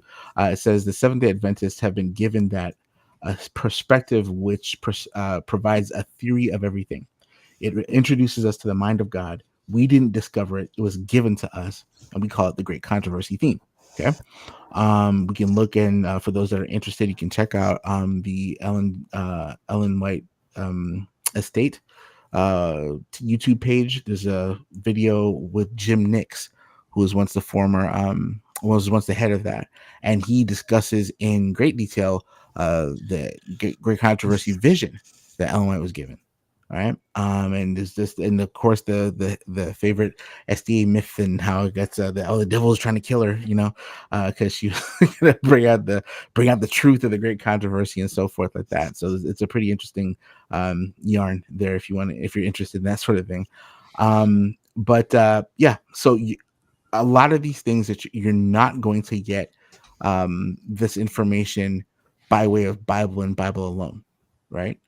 We can look at the Great Controversy, or the Great Disappointment, the next day when Edson and Crozier and the other gentleman, like his name escapes me now, are walking through the cornfield. The way Leroy Froome puts it in Prophetic Faith of Our Fathers, Volume 4, is that when Crozier is telling the story, or Hiram Edson is telling the story, it burst upon his mind that it was the the second pardon me, it's getting late, sorry guys, but it burst upon his mind about the sanctuary being cleansed was the heavenly sanctuary, not the earthly sanctuary or the earth, right? And so on and so forth. You can go along for that, but all these revelations that are then read back into the text, and so the eisegesis is there. And so when you go into can we get this from there? And the answer is no. Right. And then asking the question whether or not Ellen White's a true prophet of God. No, I don't believe that at all. And I would say there's a lot of, you can say that she said some good things. Sure. Why not? Okay. And let's just throw the plagiarism off the table. Just pretend it doesn't exist. Right. Did she write some things? Sure. Did she write some good things? Sure. Right. That's not the criteria of what makes a true prophet of God or not. Right. So when we start to look at that from a biblical standpoint, she does fail the test of a biblical prophet, and so we have to get rid of these things. Now, when we're looking at what we're getting rid of, if we're getting rid of Ellen White, it would include all of the pillars. Okay, right. Starting from the 2300 days, she says that the 1843 chart was that God wanted it to be, but God put his hand over and hid some mistakes in the figures that were there, etc. You can go into the Sabbath as being the great test and so forth like that, which is the topic tonight. I know we're all over the place, but the main topic tonight is this a matter of salvation? She says yes. The Bible says it's Christ. Okay, so we have to look at those kinds of things and see are we putting, how much emphasis are we putting on there? And again, God bless Pastor David. He's saying that no, we're not gonna read the Bible through the filter of Ellen White or use her to be the means of exegesis. I'm kind of paraphrasing there, Pastor, but let's be honest. That's what the church has done and will continue to do, right? And then the last bit here, I'll finish up with this. I'll use more harsh language than maybe someone else, but I believe that Ellen White poisoned the well. The last great deception, right before Satan impersonates Christ, will be that people like me, formers, will cause people to doubt the testimonies, right? So if she's putting herself in as the final boss, if I can use a video game term here, right? And that's the kind of thing that's going to happen in the end. Then what's going to happen? You have one or two things that are going to happen. Typically speaking, people are going to dig in to their position as, oh, this is it. All the things that they're talking about, it's coming now. And then you have the green Sabbath is coming, and Pope Francis is, passing gas. So it's the end times is coming, like you have all this stuff going on. And so people are digging in here, and then others and I believe that really want to seek truth are going to put this stuff to the test, because at the end of the day, it's either true or it ain't, right? And again, I'm not saying that people should or shouldn't keep the Sabbath. Again, Romans 14, be convinced in your own mind. Yes. Right? Look at the text, look at all the proof texts that are used, look at what the scriptures is actually saying. Was Paul keeping the Sabbath 84 times in the book of Acts alone, or was he preaching the gospel? That's a question that you need to ask yourself. And some people would say it's yes, it's the same thing. Others would say no. Okay, fine. Right? But let the text speak for itself. And if we're coming, this is why I'm not there anymore. Right? Yeah. So, yeah, it is what it is. But thank you. Thank you, Colin. Thank you, the ambassador. I appreciate your comments there. And wow, that's my you've had two quotes of the day for me there. The Pope Francis passes gas, and away we go. And Ellen White poisons the well. Now, they're very interesting comments, and I'm very keen to hear David's reply to that. I'll just bring up quickly. I'm trying to include a little bit of comments that are coming thick and fast over here. The SDA Church does not exist without Ellen G. White. So, David, I want you to address that in your response to Colin. And also, James Andres. How are you, James? Welcome to the show watching today. I want to get you on the show, so let's plan that. SDAs do not claim that obeying the fourth commandment is salvific. SDAs claim that acceptance of Ellen G. White's theory of the centrality of the fourth commandment is salvific, and that rejection is fatal. and he's suggesting that that is heresy. Your thoughts, David Thiel? I'm not sure what that last comment meant in detail. I don't know if I can respond to it. I would agree that Adventism does its theology within a stream of tradition. And I can agree with this because everyone does their theology within a stream of tradition. And that tradition gives us, if not answers, at least directions, provides emphasis. It is historically not true, I think, to say that and Colin recognizes this in the very comments he's made, that Crozius gets the conviction that comes to the idea that the sanctuary is the sanctuary in heaven that is cleansed. That's not Ellen White, and it's one person's conviction. Others study it together and come to see light in it, whether they should have or not. I think it's also true that if you have a certain view of Ellen White's inspiration, then it's very difficult to move in your understanding. It's very important to grow, and to that extent, talking about Ellen White poisoning the well could well be true. However, again, I don't think this is a uniquely Adventist problem. When I was growing up, I was friends with a minister of another church who believed that the mark of a true church was that they wouldn't have musical instruments in their worship service. Show me in the New Testament where they used musical instruments. Well, strangely enough, I couldn't show him in the New Testament where the early church had musical instruments. And to him and his denomination, this was incredibly important. That's stream of tradition that was setting the direction for him. So I don't think that this view of Ellen White is necessary. I don't think it's inherent in accepting Ellen White. I do not think we should be doing our theology from Ellen White. Now, obviously, as an Adventist, I can't step outside the stream of tradition. Where we stand determines what we see. This is the great postmodern insight.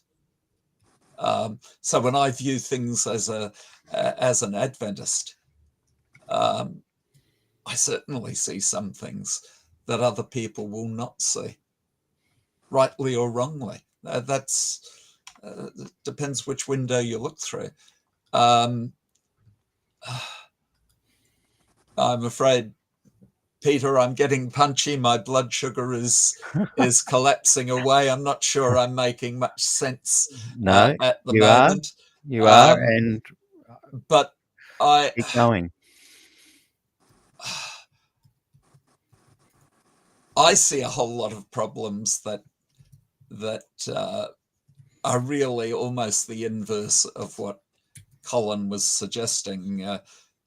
He suggested that we won't be able to move on as a church in our theology. I'm not sure that there's much interest in theology and Adventism anymore. by and largely. That concerns me. And part of the problem is that many Adventists are still trying to look at things through a 19th century lens. Just because it's not the 19th century doesn't mean that the answers given in the 19th century weren't appropriate at the time. And so we need to have a historical understanding of some of these things. I mean, to give you one example, why do Adventists start off talking about Daniel and Revelation? Well, historically, in the 19th century, most of the people they were talking to were already Christians. They talked about the things they differed on. And that took you to Daniel and Revelation fairly quickly. And I wish our church leadership would recognize, look, it's not the 19th century anymore. Most of the people we're talking to now are not Christians. Why can't we do that? I think it'll probably happen eventually, but, well, that's me being optimistic. I don't know. Ellen White is speaking to the church in the 19th century. Does she have anything much to say to the church in the 21st century? Again, this is something I've written on.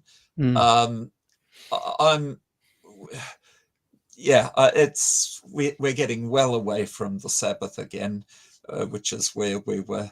Yes, but it all is very much integrated to the topic, integral to the topic. Yeah, I'll jump. Thank you, David. I appreciate that.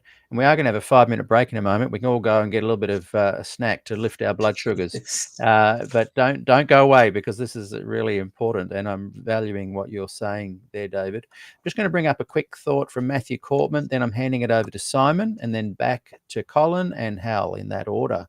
On the issue of the Sabbath, and thank you, Matthew. Those watching, go and find Matthew's YouTube channel. You will absolutely love it. I have interviewed Matthew several times on the show. Hope to have him back soon, Matthew. I remember in one of the interviews I did, I think you were still under 30. And I thought, how on earth does a mind kind of become so cognitive so young? I guess 29 is not young anymore.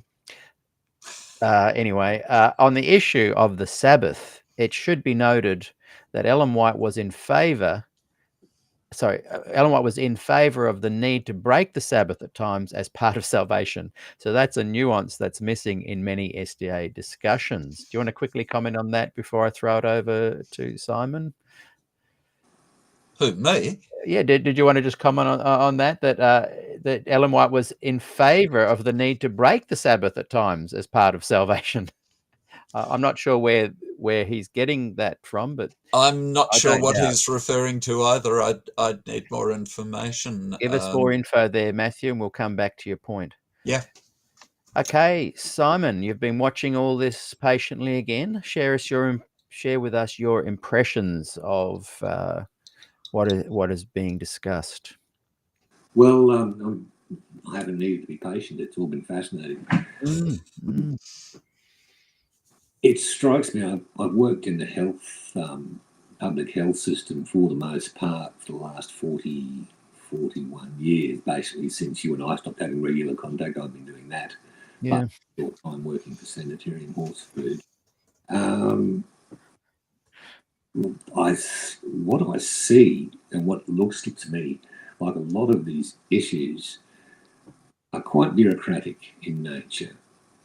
In healthcare, we have some absolutes, but they're mostly humanist absolutes about working for people's good, and then defined in a way that you have to stand next to them with a drawn sword and say, I believe this, though the heavens fall. Because we know that public health practice changes with time. technology changes and knowledge of human biology and physiology change, and we expect that. So we expect that our practice now will be superseded. And church is also a bureaucracy, but the things that it addresses don't do that, like in theory. The theory is that this stuff is the truth and there isn't any other. This is the truth. So I must stand by it. Bureaucratic behaviour, however, is human and doesn't change. Marx said, I believe it was Marx, said that a bureaucracy, once it gets old enough, turns and predates upon, becomes a predator upon the group that it was meant to serve. And the two ambulance services I've worked for are probably about 20 or 30, both of them about 20 or 30 years younger than the Adventist church bureaucracy. So you've got a bureaucracy that has old policy and procedure and ideas that carry down with the inertia that bureaucracies have, and in some ways fall into those behaviours that Marx observed. I was a union delegate for many, many years, and I had the experience of seeing, not just from the coalface, but very much inside, excuse me, particularly the Queensland Ambulance Service bureaucracy, and it was very much a case of people behaving badly at times. And this is one of the problems I think you face within a religious organisation, is that religion is meant to be unchanging. God is meant to be unchanging. Your view on it becomes, but my view changes with time, which is unsettling. And then there's the idea that I have an opinion about what you think. And that has importance, at least to me. And in reality, probably it doesn't. We saw this in healthcare recently. If you think about a healthcare organisation like the New South Wales Ambulance Service, it has a mission statement, core values, and a whole lot of policy. Underneath that is a whole lot of procedure, and underneath that is work instruction. And I think it might help in some ways if you are struggling with your situation to actually break it up like that. What is policy? What is the overarching thought? How is that reflected in what the church wants and says you should be doing? And how does that reflect in work instructions? What does it say? Because all of those things will need to be referenced to your central core, which is your biblical belief. Worrying about what other people think, it has a certain amount of value. It certainly does in healthcare. If you look recently at the COVID, we had almost quasi-religious movements opposing the use of the COVID vaccines. And the problem with developing a vaccine for an old virus that's mutated into becoming something very infectious and quite dangerous is you don't know quite how to deal with it. So you must deal with it according to your current principles. And they talk about various COVID variants.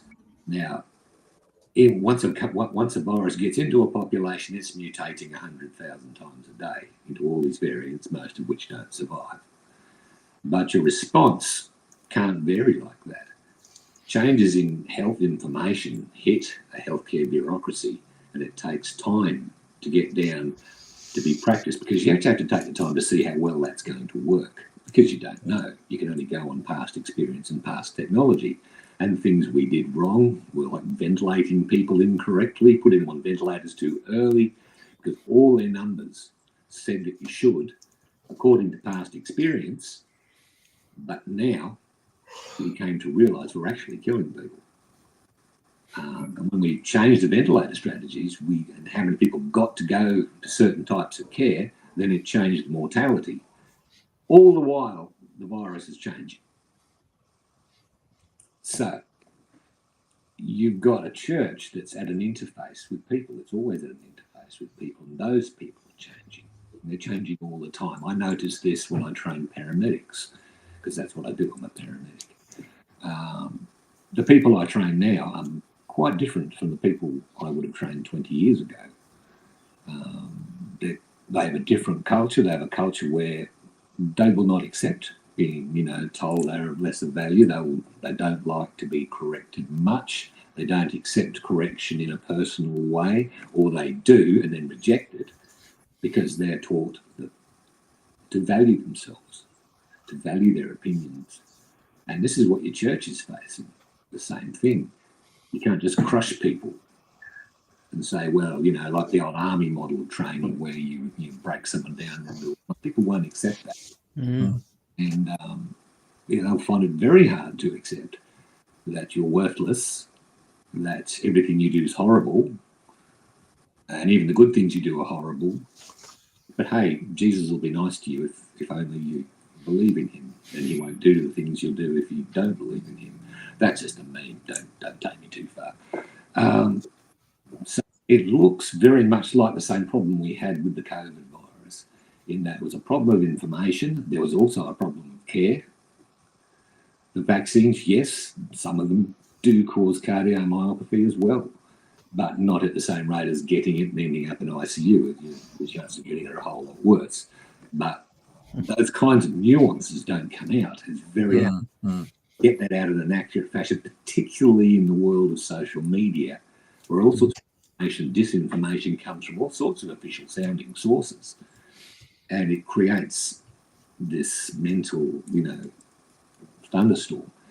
I suspect the church suffers the same problem. If there's an opinion on medical things, then for every opinion on medical things, I would guess there would be 10,000 or 100,000 opinions on religious things. There are 45,000 or so different Christian sects.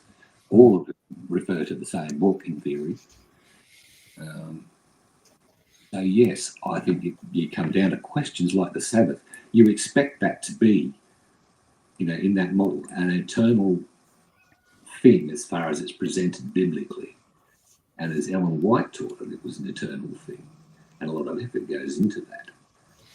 And then we come down to the question of salvation, which has been debated endlessly since, for the last 17, 1800 years. Are we surprised that the argument is both polarizing and quite sophisticated? Because so much time has been spent on it, people can take some very sophisticated positions based on the arguments of others. Because I tell you, I'd never have thought of half those things about COVID I just said unless someone had told me. But so here we are, asking this question about salvation. In the COVID argument, I can go to what we might call facts, which change with time, according to science, and figures, which also change with time. But those are at least concrete things that we can grab and say, well, this has some value for this amount of time. Scripture is supposed to be valuable for all time. So I understand why people find this quite mentally, I guess, debilitating, for lack of a better word, because you've got a bureaucratic view, you've got overarching principles, which people disagree about. And then you've got policy, church policy, and then you've got procedure. And then you've got work instructions, which in this case is how do you behave as a person. I'm totally with why this would create such a storm in people's minds. Yeah. It's a fantastic points there, Simon, and really good analogy. With the whole COVID lockdown, bureaucracy. Thank you for that. I'm going to have a break in a minute. By the way, David, you're getting some fan mail coming through. People are appreciating you speaking your perspective there. And Angela writes, wow, only a retired pastor could talk this way. After the break, I'm going to bring in Hal and David to respond a little bit to what Simon said, if you can. And Colin, I'm going to bring you in just now to respond to, I think, something that David mentioned a little bit earlier. And then we'll go to a break and we'll come back and we'll listen to Hal and David. Peter Mashenko will be back by then. And we'll also go to questions in the comments. So I'd like people to directly put forward some questions there that we can, particularly to the panel. Also, quickly, I just noticed Matthew replied, I gave the link to the article in the second comment. Article is entitled Holy Transgression, Breaking the Sabbath in Order to Keep It. And her comments on the issue are found in Desire of Ages. Thank you, Matthew. And for some reason, that link didn't come through on the YouTube post. It did come through on the Facebook one, but I can't bring that up, unfortunately. So, Colin, you wanted to chat a little bit about some things that David had said earlier, I think, and then we'll go to the break, and then we'll be back. So, over to you, Colin. Yeah. Well, it was more of a question, and we can probably wait till after the break until to do that, just for the sake of time, because it's getting close to 1 o'clock in the morning over here too. And I gotta work in the morning. Oh no! So I'll be a little intemperance here, right? The break might not be good for you. You might start drifting off. I really appreciate you sticking around and coming on so late. I've even considered starting SDAQ&A an hour or two earlier, because I know that it kicks off in Pacific time at 7:30, 9:30 Central time, 10:30 for our friends on the Eastern time. Yeah. So I'm pondering that. Just means I have to get up a bit earlier. But anyway, I shouldn't make it about me. Okay, so let's throw to a break then, and we will be back very soon. So Hal and Dave will get into you. We'll then go to some comments, and then I'm actually going to give Colin the last word. We'll wrap it up after that. So go and grab yourselves a nice brew or coffee, or you may not want to stay too much longer. Have a little nap, get some sugar in your system. We will be back in 5 minutes, everybody. And don't forget, those writing comments, ask some specific questions to the panel, and we will bring them on. We will be back very soon. Okay.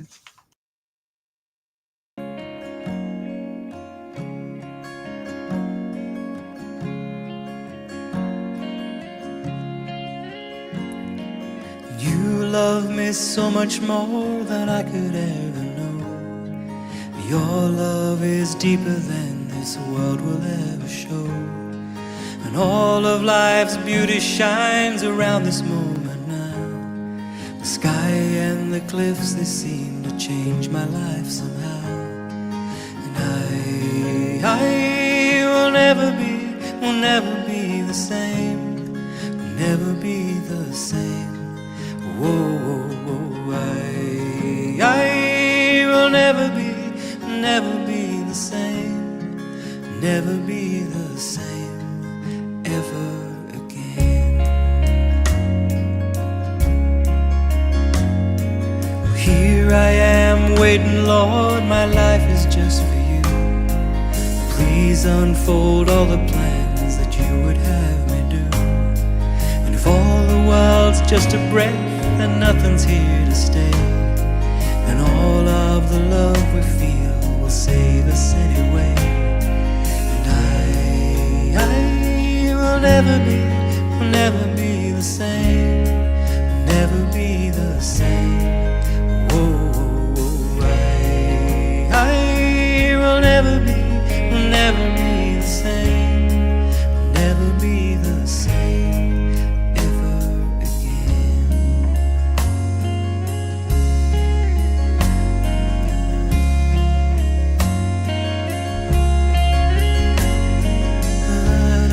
Da da da da da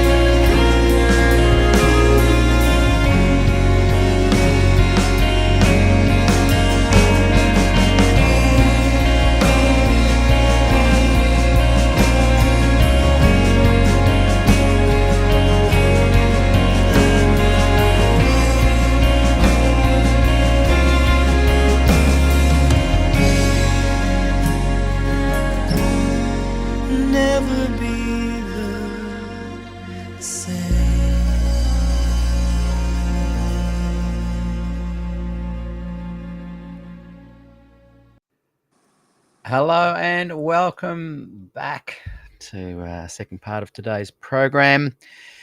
Darren Pratt has just written, love your personal testimony through song. Peter, thank you, Darren, for saying that. Appreciate that. And if there are those that would like to go and listen to that whole album, scan that QR code there or look up Peter Dixon Band on Spotify and you can listen to that whole album. 20 years old, that recording. And yes, that was it's a wonderful experience recording that album, actually. And Blake Robinson did all the orchestration. He is an incredible musician. He's going to be on the show soon too. So yeah, feel free to go and listen to that. I got my quarterly royalties from Spotify this week. Take a guess at what my quarterly royalties were from people listening to my music on Spotify. $3 Australian. That's yeah, interesting. But anyway, I love providing the music for free to people, so go and check it out. And those that would like to support the channel financially, just scan the QR code. I've had 2 people this show already scan the card and make a donation. Thank you very much. I appreciate that. Okay, well, before David comes back, we're going to throw it to Hal for a moment, and then we're going to look at some comments coming through over there on the side of the screen for me. Okay, over to you, Hal. Share some of your thoughts on what we've been discussing. Okay. Well, there's a couple of things. Peter mentioned that sometimes he's embarrassed to give people directions as to, visiting one of these churches. Peter Mashenko. Oh, sorry, yeah, Peter Mashenko. I'm just putting my heater on, so I'm listening. Keep going. Anyone would think you lived in Tasmania, Peter. It's at least 6 degrees here. For those that don't know, I live in Tasmania, and it's much colder usually where I am than where Peter is. Peter Mashenko said that sometimes he finds it difficult to encourage someone to go to an Adventist church because he's not sure what doctrines they might be preaching, and he might be embarrassed about it. And I'm just saying this by comment, is that's a very, very sad thing, in my opinion. Yeah, that was incredible to hear that. But I did reflect back 30 years back to my Adventism, and I thought to myself, I was exactly like that. And yeah, that's a rather sad thing. And Colin was brought up, some interesting points about E.G. White, and if I guess it seems to me that the church, many still hang on to Ellen White and everything she spoke about as absolute, almost the same priority as the Bible. And there's many that, like David, that base all their theology and all their thinking on the Bible and don't give too much credence to what Mrs. White said. That whole controversy there is part of the Sabbath issue that we're talking about. And this is never going to go away. This controversy between E.G. White, but about investigative judgment, about Sabbath, will never go away while these two groups are just gradually getting further and further apart. And either, there will be a breakaway eventually, or they'll die out. One group will die out, as Peter suggested, perhaps. So that's my comment. And I keep going back to what I said earlier, is that I think it all stems from a bad foundation on an understanding of what the law is. And the fact that it's so entwined in Adventism. And the law was put into the Ark of the Covenant and under the mercy seat. And the law always represented, the heart of God, what God's about. But the Bible said God is love. And Jesus came and said, I give you a new commandment, that you love one another. And the vast majority of Christians outside of Adventism understand that the law was given to the Israelites as really the heart of God, but Jesus came as the mercy seat to lift the lid on the mercy seat, if you like, and explain what God is. And in fact, the Bible said He's love, but Jesus was the representation of God, was God, and portrayed love and told us to love Him and told us to love others. Now, I just don't understand. David said, if he had to not keep the Sabbath, he'd feel like he's denying Christ. Well, that's another sad thing to me. I feel as if I stop loving God any one day, I'm denying Christ. And to think that one day holds this value to Christ is sort of a sad thing from me. I don't think David's here yet to. He's heard you calling. Back. I might. Can I read it? Yes, I'd love you to do that. We'll get David to give a bit of a comment. He's just elevating his blood sugar levels. Yeah.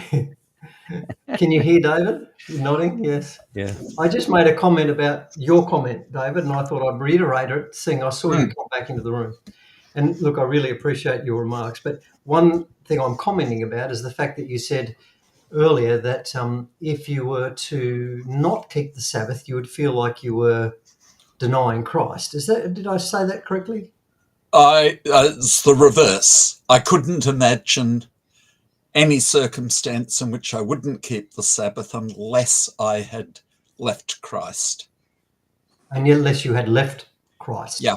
If I gave up Christianity, I wouldn't keep the Sabbath. I can't imagine any other circumstance. Yeah. Well, my comment about that was I can't imagine any circumstance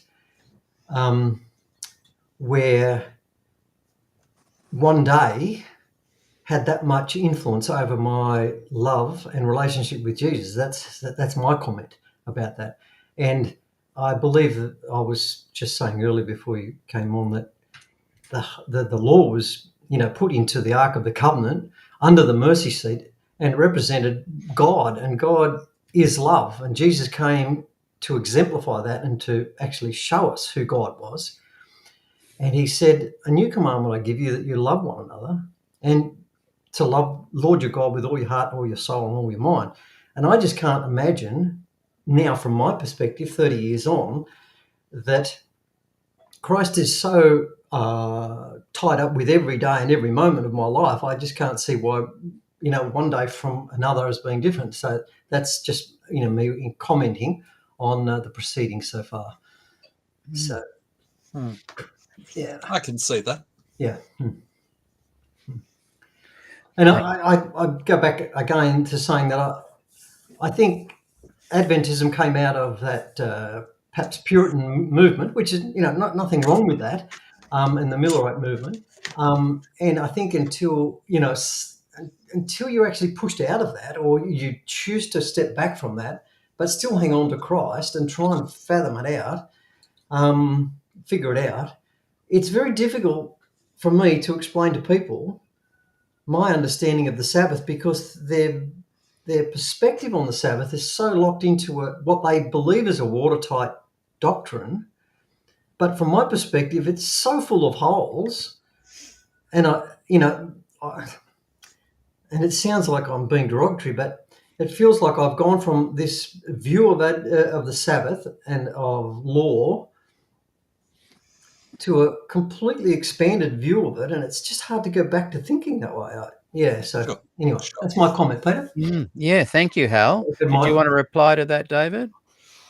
Look, I think I can see what Hal is saying, and it is it is an obvious danger of any sort of Sabbatarianism, that you can say, well, the rest of the time is not important for my Christian life. God doesn't want a seventh of our time and a tenth of our money. He wants all of our time and all of our money. He wants all of us. He wants that commitment. I don't see that as incompatible with Sabbath keeping, which serves as a weekly reminder of the rest I have in Christ. I would see the Sabbath, the relation of the Sabbath to Christ, as analogous to the relation of the wedding anniversary to my marriage, right? It's not that I only refrain from committing adultery on my wedding anniversary, because that's the only day that matters. But the wedding anniversary is very precious to me nonetheless, because it gives me that opportunity to celebrate my marriage and to reflect on it. Is it the only time I reflect on my marriage? Of course not. But it gives me that opportunity, and the Sabbath gives me a weekly opportunity. If to again come from my perspective, I used to tell my students in PNG that, here you are in university, we're your teachers, whenever we see you mucking around, we're likely to say to you, you should be studying, working on your assignments. And some of you will feel guilty when you see us walking around and you're not doing anything. Come Sabbath, no, don't feel guilty about not working on your assignments. Don't feel guilty about not doing more important things. This is the time that your top priority is to be there with God. And again, I'm not denying any of the things that Hal said. A relationship with God is ongoing. It's every day. But I see value for the Sabbath nonetheless. I'll leave it there, Peter. Yeah, thank you, David. Okay, I'm going to just bring a few questions to the fore. Raise your hand, anyone in the panel that wants to answer these. And then I'm going to ask each of you just to give some closing remarks. And we will bid everyone farewell. And thanks to our US viewers who have done a valiant job staying up to watch today. And those that are watching in future, I know this is going to be a very important program, because we're starting a conversation here that I think is very civil and respectful. And I like that kind of conversation. And so let's see. Good Shorts has written, this is a bit of a more of a theological one that I'll have to hand over to people that are more astute in this area than I. Question: is salvation defined well in the New Testament? And how does the SDA address this, the definition, considering verses like John 5:24, Acts 16:31, Romans 10:19, 1 Corinthians 1:22, etc.? Good Shorts is probably assuming that at least someone here knows what those texts refer to. What are your thoughts on that, David? Well, I'm just looking up some texts, Peter. He who hears my word and believes in him who sent me has everlasting life and shall not come into judgment, but has passed from death to life. Yes. I guess he's sort of inferring maybe that the Adventist view on that differs to the New Testament view. Well, look, maybe the only thing I can say is to go back to what you've said, that there's more than one stream in Adventism. I would make the observation that the word judgment can mean condemnation. In fact, that would be what it would usually mean in a context like this. So the way to avoid condemnation is to be found in Christ. I assume the other texts say something similar. That is how one is saved. That I have no problem with that. If other Adventists do, well, I'm sorry. I'm sorry for them, but salvation is found in believing in Christ. Believing in Christ is a matter of commitment of yourself to him, trusting in him and his grace and the merits of made available at the cross by faith. So I don't know what else I can say, Peter. Why do you think that this gospel Adventist theology, perhaps promoted to a large degree by Des Ford, why hasn't it stuck? Why has the gospel Adventist been shot down at every point when he expresses the simple gospel message? Oh, look, I think in the end it has to do with the events of 1980.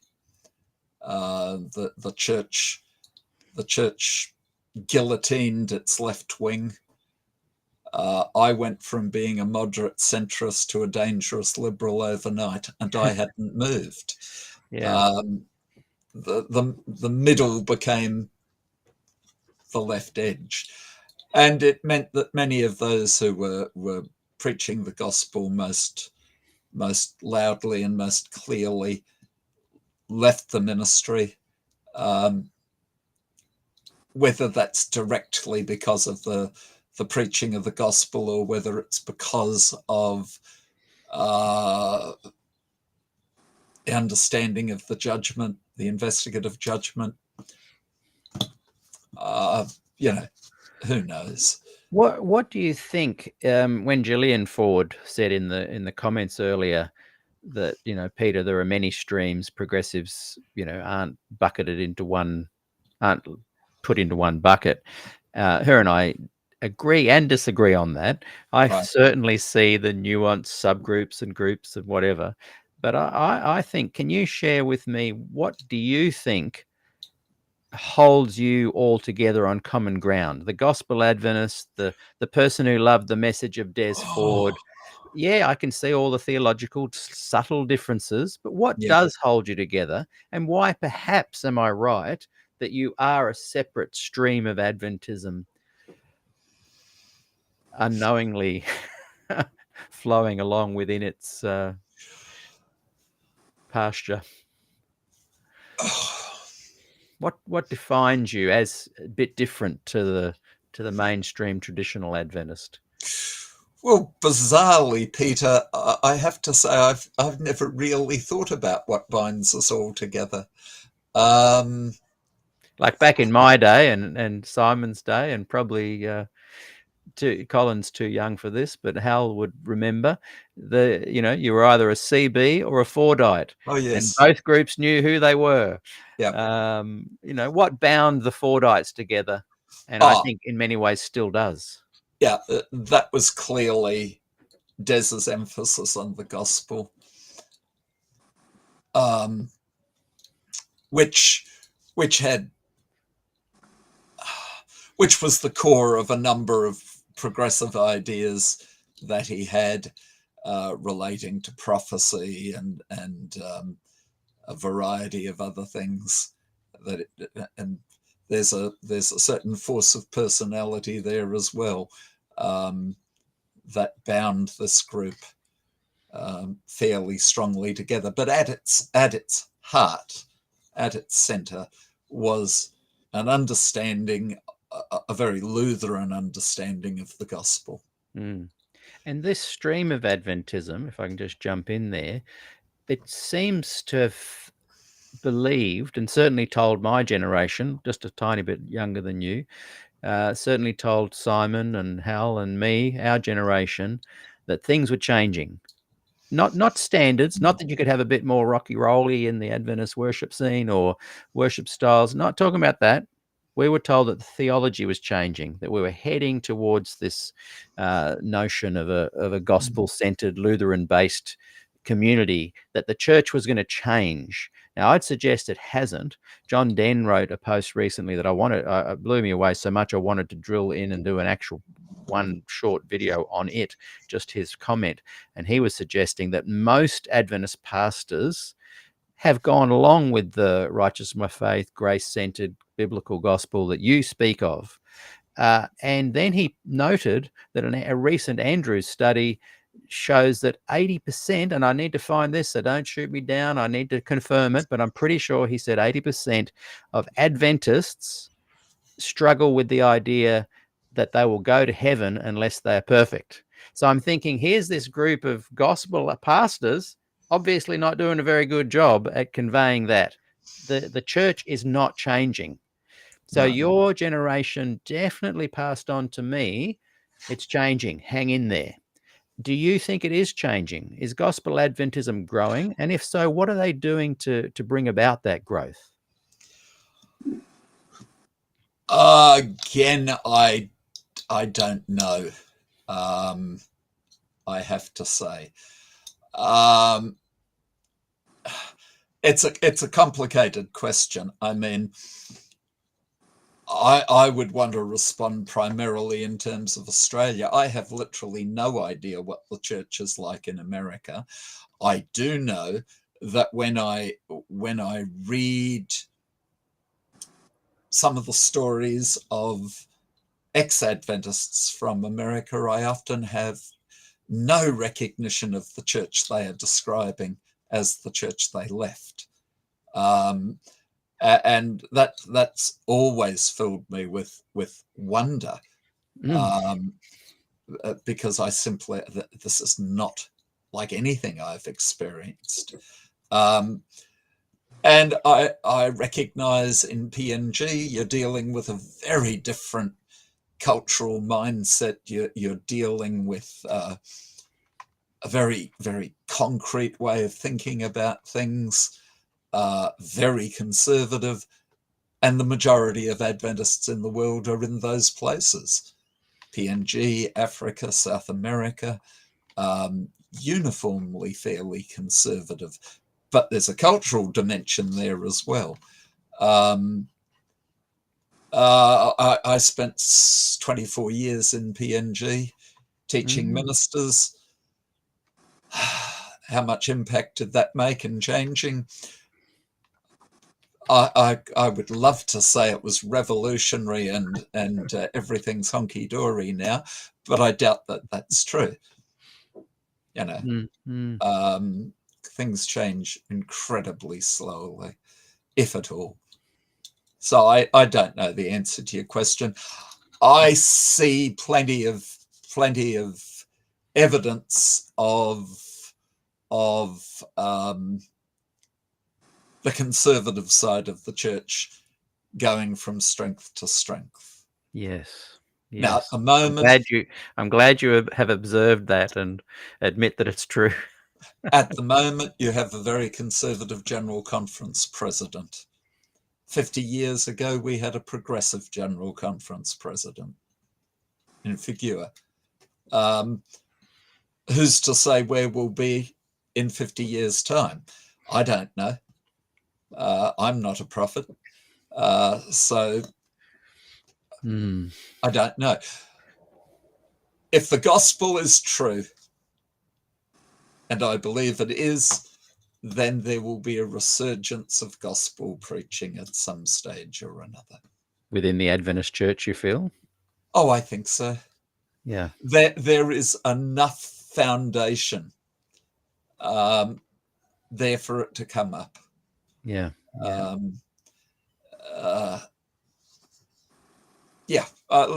me leave it there. Yeah. Okay. And I think possibly Hal, myself, Simon, and Colin would possibly think, and I'm interested. Peter's just rejoined us. You're in the group again, Peter. So your mic's live. So just come on when you want. I'm interested in what you think. This sense of hope that was offered to me my whole life, And the reason I eventually left was because I thought it's actually not going to change. And there's a thread that you'll note, I think, from how myself, Colin, and Simon, there's a certain feeling of relief and liberation. And it's not a criticism. Stay. I love what you're doing, David. You know that. We're catching up for lunch next week or the week after. Sure. And we enjoy hanging out and just shooting the breeze. So this is not a criticism. People, use your minds, stay, go, do whatever you feel called to do. I embrace that. But I don't think Adventism is wired in such a way that it will ever change. Now it must be coming up to about 2 a.m. in the morning for Colin. So I was going to get Colin to kind of offer a closing statement, but I'm going to at the end. But I'm going to get him to kind of do that now, and then I'll look at 2 more questions, and then we'll come to some closing statements, and just get your thoughts on today's talk. And even though we have delved into other topics, I believe the Sabbath is a central one that I want to talk about more on the show. I want to give people the opportunity to share what it means to them and why they have drawn the conclusions they have. And Hal, if you remind Peter later that you were suggesting that David and Peter had said these 2 things about, but I think Peter's was that, he felt a little bit like ashamed. How do I send people to find out about the Adventism? And you thought, wow, how sad. I mean, how sad that you can be part of a movement and not actually say, yeah, here's our website, check it out, it's awesome. You've almost got to be careful where you send people. And I see Adventism as a very effective sales funnel that progressive Adventists don't realize how effective they are in contributing to that success. They are the salve and the Jesus and the gospel at the top of the sales funnel.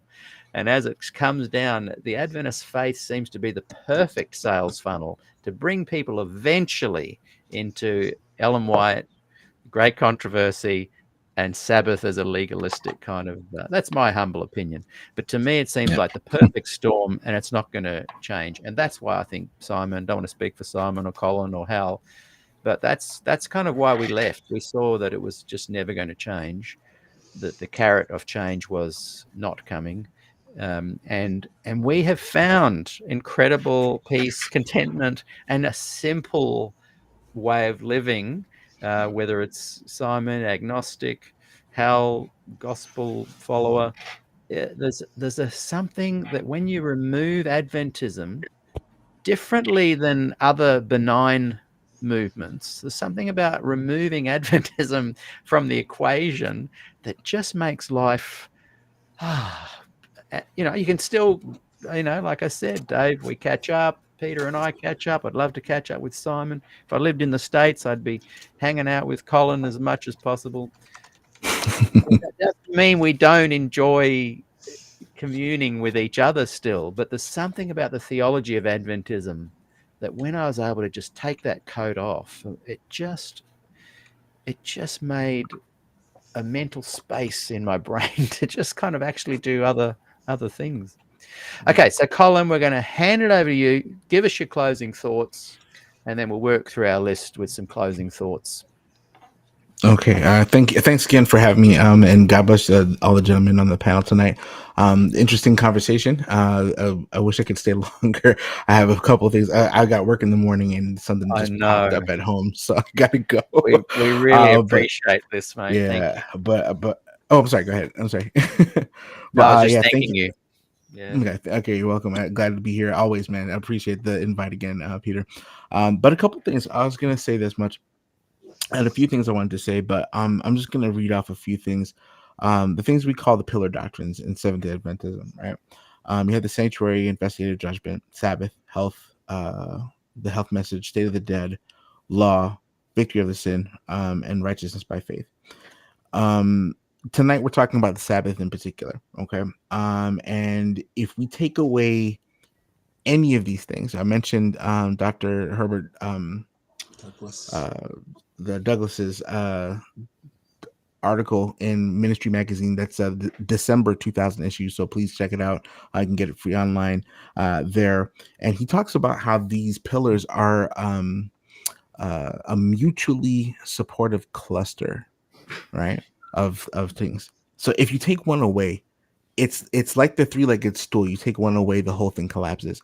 So in this sense, the 7 pillars here is more like, and I call it a house of cards. I don't mean it in a derogatory way. It's just what it is. If you take away any of these things, then the whole thing collapses. And I think we all understand that, right? And to separate Ellen White from any of these things, it is literally impossible. I'm going to tell you, just read a short passage of what she said here. And I just lost it again. I'm gonna find it again. One moment, please. I just pulled it up on my phone here. There we go. Okay, so so here's what the passage says. She says this: we're not to receive the words of those who come with a message that contradict the special points of our faith. Okay, so those are the ones that make Adventism. They gather together a mass of scripture and pile it as proof around their asserted theories. This has been done over and over again during the past 50 years. And while the scriptures are God's word and are to be respected, the application of them, if such application moves one pillar of the foundation that God has sustained these 50 years, is a great mistake. He who makes such an application knows not the wonderful demonstration of the Holy Spirit and gave power and force to the past messages that have come to the people of God. That's manuscript releases 760, 19.2. That's manuscript releases there. All right. So we can see that what she's saying is really, really, really important here. Okay. If anything that we can bring to the table and say, hey, let's discuss this. There's a reason Des Ford was fired when he was. Okay. The reason Des Ford was fired is because proper exegesis of the book of Hebrews puts Christ in the most holy place at his ascension, but it moved the pillar doctrine. It's just that simple. Yeah. And we can look at it and say, well, when he wasn't that, it was no. We know what it is, right? There's a reason that the formers that left and have studied their way out, not some church hurt or angry people, or they didn't put me on the program when I wanted to sing my solo, not those kinds, right? Exactly. But the people that actually studied and looked at this thing and tried to look at it objectively, you start to notice a few things, and something smells in the kitchen. You can't tell exactly what it is, but something's not quite right. And again, Pastor David, thank you for saying that we shouldn't be looking at the scriptures through the lens of Ellen White. We shouldn't. But then if we don't have Adventism anymore. Not in the way that we have it on the plate now. Okay. And that's just the way that it is. I feel like that's not just an opinion, right? But objectively, what do we have if we don't have those things here? Right? What has she said? What has she spoken of? What has the church, and what will the church not put past her? And what I mean by that is this: we say all the time, "Oh, she was a human being. Everyone makes mistakes and so forth like that." Okay, well, what parts can we agree with or disagree with in the Adventist church? Yeah, good point. That's kind of where I'm at there. Anyway, so I gotta go. Much love to you guys. God bless you. And my tagline: "Love you all with the love of Christ," even if I disagree with you. I really do. So, thank you all. It has been good meeting you, Cole. Yeah, thank you so much, Colin. Really appreciate it. Have a good sleep. Let's get you back on the show even in a few weeks, one-on-one, and we'll do it a couple of hours earlier. Sure. Anytime, Peter. Thank you. Thanks so much. Everyone watching, please give a love heart or thumbs up to Colin, the ambassador, and check out his work online as well. Thank you so much. Now, Simon, I'm going to hand it over to you for a moment to give some of your closing thoughts. Just get your thoughts together for a second. I'll just quickly bring up a couple of comments. We've got here David Fauncrow, as a 5th-generation Adventist who has, until recently, begun to realize the contradictions and level of tradition requirements, careful examination. So yeah, good luck, David, on your journey. I was 5th generation SDA as well. And we've got Fawnbrook Charles. He says here in Japan, the churches I have been to are very similar to what I grew up experiencing in the mid-60s. Very conservative and old school in general. That's also what Simon was suggesting was the impressions of his experience as well, which I agree with, and so does Hal. So Simon, some closing thoughts from you, and perhaps tie in what was our central theme, which led to incredible and highly integrated parts of the conversation. Does the Seventh-day Adventist Church officially teach that keeping the Sabbath is a requirement for salvation? And please use the word officially. I'm kind of meaning the general thrust, God talking to Ellen talking to us taking on board what she said. Throw in some of your thoughts on that as well. Thank you. Well, from the outside, Peter, I would say that the problems are several within what I perceive to be the frame of Adventism, because there seems to be a difficulty being clear about what actually is canon and what is not. Having a prophet come along, if they were the real thing, you would expect them to do something, say something about canon. That is, the things that are absolutely true. And when we're dealing with something like your salvation, which to all intents and purposes is how do I save my life, I'd really like to, it is unsurprising that people take dogmatic positions. Does the church officially teach it? It certainly appeared to when I was a young man. Does it now? I couldn't tell you, and I would rely on those who are closer to it for the answer to that question. But why that question exists is quite plain. This is plain as the simple question, or the relatively non-simple question of salvation. You have 45,000 different Christian sects, all making slightly different claims about the very same book. All of them can't be right. All of them could be wrong. So when it comes to things like schism, things like your reason for leaving the church because it was never going to change, I have to disagree for myself that I didn't leave for that reason. I changed. I would not expect a church that thought it was teaching eternal truths to change. Yeah. Why would it? It's contrary to the claim. It makes no sense. So what we're talking about is the surrounding human developed dogmas that go with it. If in fact you're claiming that your central beliefs come from a deity. So, is it surprising? Would I think the Adventist Church would teach that? Yes, well, I would think so. It's a fundamental truth. It's a principle that was taught through the 40 or so years that I was an Adventist, as far as I could tell. So to say not so now is really would be to say nothing. Because you're going to call yourself an Adventist, you're going to keep the Sabbath. If you don't want to call yourself an Adventist, then you won't. Other than Sabbath, we know that too, keep seventh day.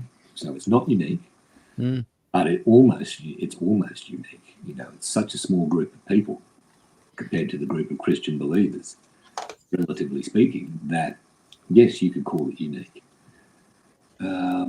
So yes, I would say yes, the church still teaches it. Why people wish to disagree with each other on that point? I think if you're part of a community and you value that community, understand that your own understanding is limited. If I was going to talk about what things that I could go close to saying I actually believe would be things like Heisenberg's uncertainty principle, confirmation bias. Yes. Those are things that I could stand around at least as a campfire Surely you only probably believe the uncertainty principle. I don't. Very good, David. That's the life which I need to protect. But I understand people do think that, and very strongly. They are not alone.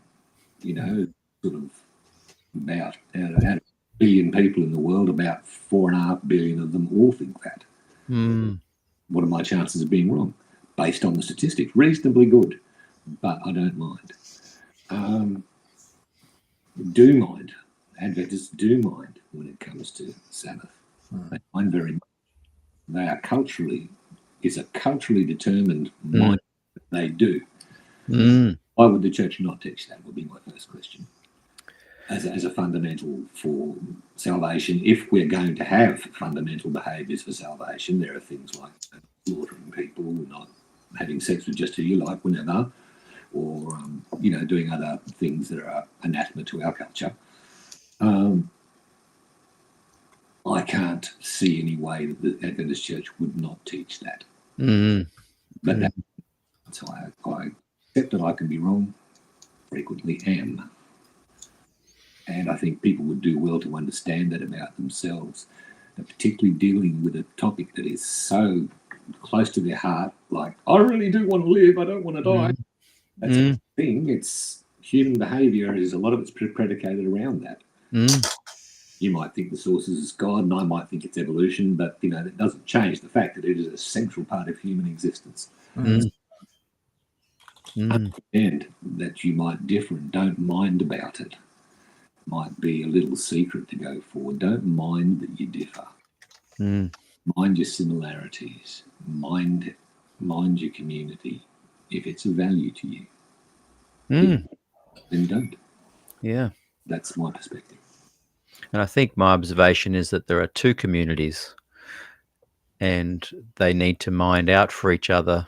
I think the more traditional Adventist is minding out for their community quite successfully. But I just don't think that the progressive Adventists are pulling together in a way that actually protects their community. Perhaps they are in small local groups, and there are definitely some Sabbath school gatherings that have a community vibe that they're keeping together, their tribe. And so what if they're not? It's just an observation. Thank you, Simon. Whenever I read your posts, see you whatever you're doing online, and the next guitar you've bought, I think, man, I miss catching up with my mate Simon. So we've got to catch up. We're not too far down the track from each other. You're down in Sydney. We're not, mate. I'm sure we can. Yeah, so let's catch up. But I really value your thoughts and contribution to today's conversation. Everyone's been incredible and so civil, and it's just been enjoyable. I've really enjoyed the conversation. So thank you, Simon. Stick around, and we're going to hand it over to David for his closing thoughts. Thanks, Simon. Peter, it's been a privilege to be here this afternoon.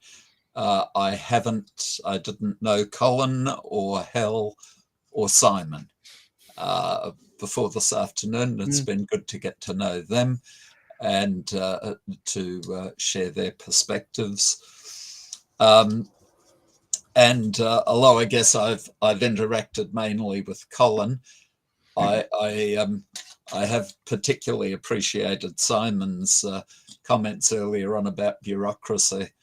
I've long been of the conviction that most of the problems that I have with the church organisation come with it from it being an organisation more than it being a church. That organisations are inherently have some of these problems, and the bigger they grow, the worse the problems get. Very difficult to retain the degree of personal concern and interaction once an organisation gets beyond a certain point in size. A lot of our discussions have hinged on Ellen White and whether we can change doctrine in light of Ellen White's endorsement of it. And again, I suspect that perhaps without realizing it, Simon may have given us an answer to that as well. I would ask, in church history, what do Origen, Augustine, Thomas Aquinas, Luther, Calvin, Wesley, Ellen White, and me have in common? We all believe in the Bible, the inspiration of the Bible. This is the inspired word of God. That is getting pretty close to the only thing we would all have in common over the history of Christianity. Because theologically, each of these figures develops theology in a different way. And yet they're all based on this inspired word, this prophetic word. But each generation throws up a new movement, mining the word, finding things. So to say that because Adventists believe in the inspiration of Ellen White, we can't change our theology, that seems to me to be a non sequitur.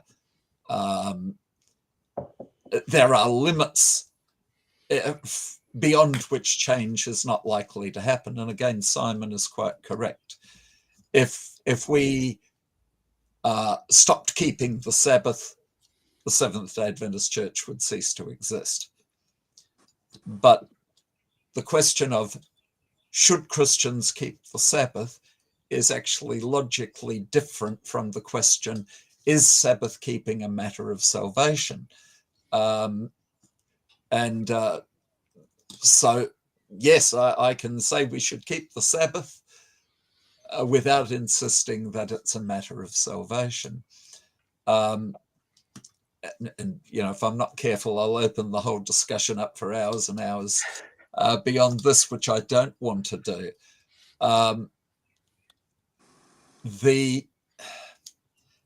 At the end of the day, the heart of our theology must be Christ and his salvation offered free and full. The Adventist Church has pillars. I'm not sure where Colin found 7. Ellen White only had 5, but nevertheless, the point's still there. How tightly bound is the interpretation of each of them?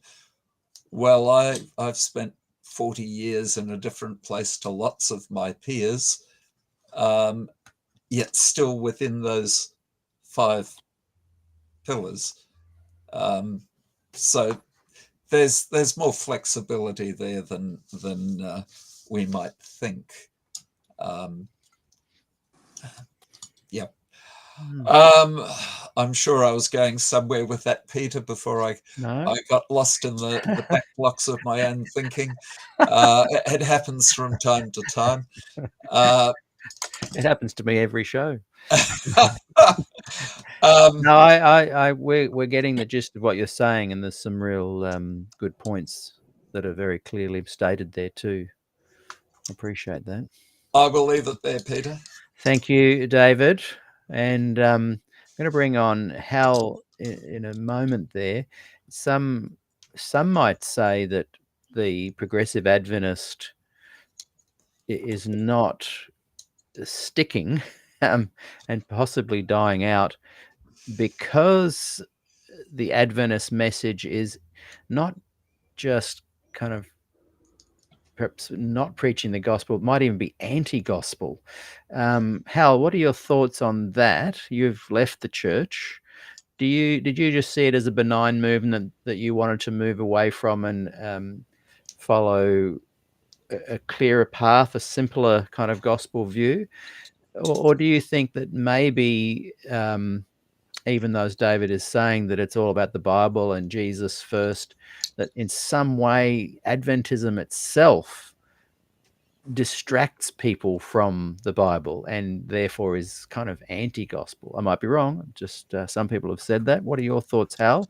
And then your closing comments on this topic. I think in some ways it is, but that's probably not fair to a vast majority of Adventists, because a lot of Adventists, as you said, are really gospel-believing Adventists. They believe the gospel pretty much like any other denomination. They do have a slight, nuance to the law and to Sabbath keeping that most other Christians don't. But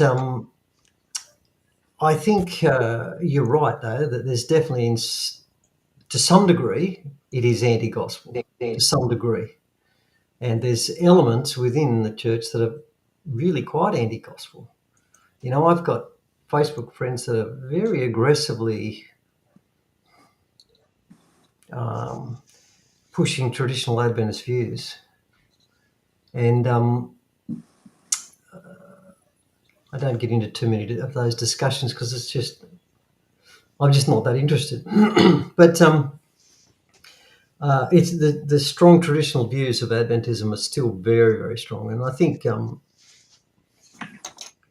was it? Someone in the conversation said there's probably more than two streams of Adventism. Oh, it might have been Gillian commented. And I think that's probably right too from an outside observer. But I also think that there's two main ones. And there's...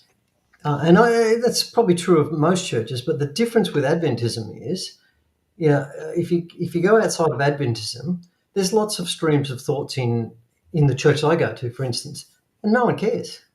Everyone believes in the gospel. They're not polarizing, are they? It's not polarizing because we believe good point. that salvation is through Jesus Christ alone, and if you're saved and you recognize that, there is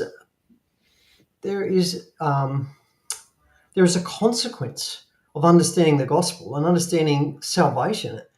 And that consequence is a passionate love for what God has done. And that means you do things. That means, you're actively doing things, but it's not a works thing because you want to, you're passionate about it.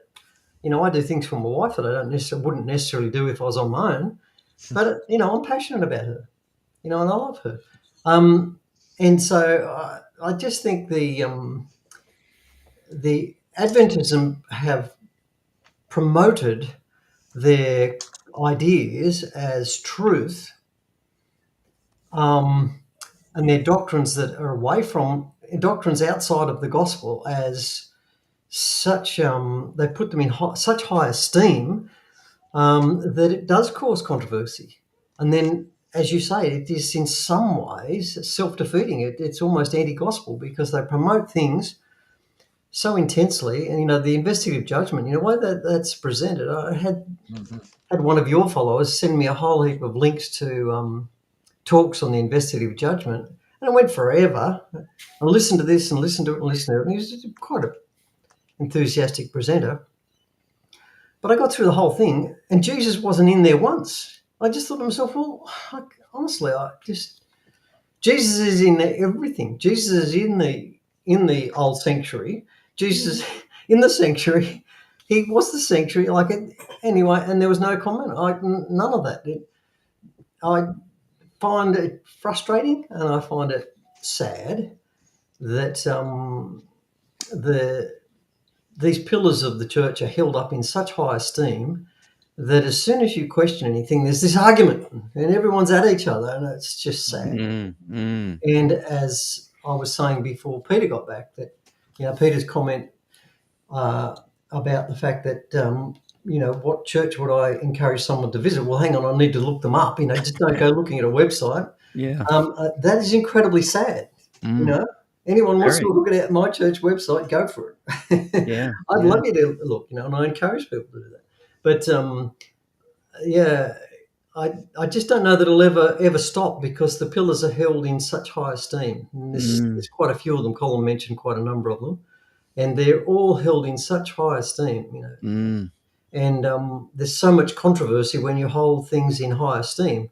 And David was trying to, you know, find a bit of a balance, and Gospel Adventists do try to find a bit of a balance and say, well, you know, I don't necessarily believe everything Ellen White says, and I don't even, you know, worry about whether that's right or not. I just concentrate on the Bible. Well, that's great, but the church has traditionally, and many members still in the church hold her in incredibly high esteem. Mm.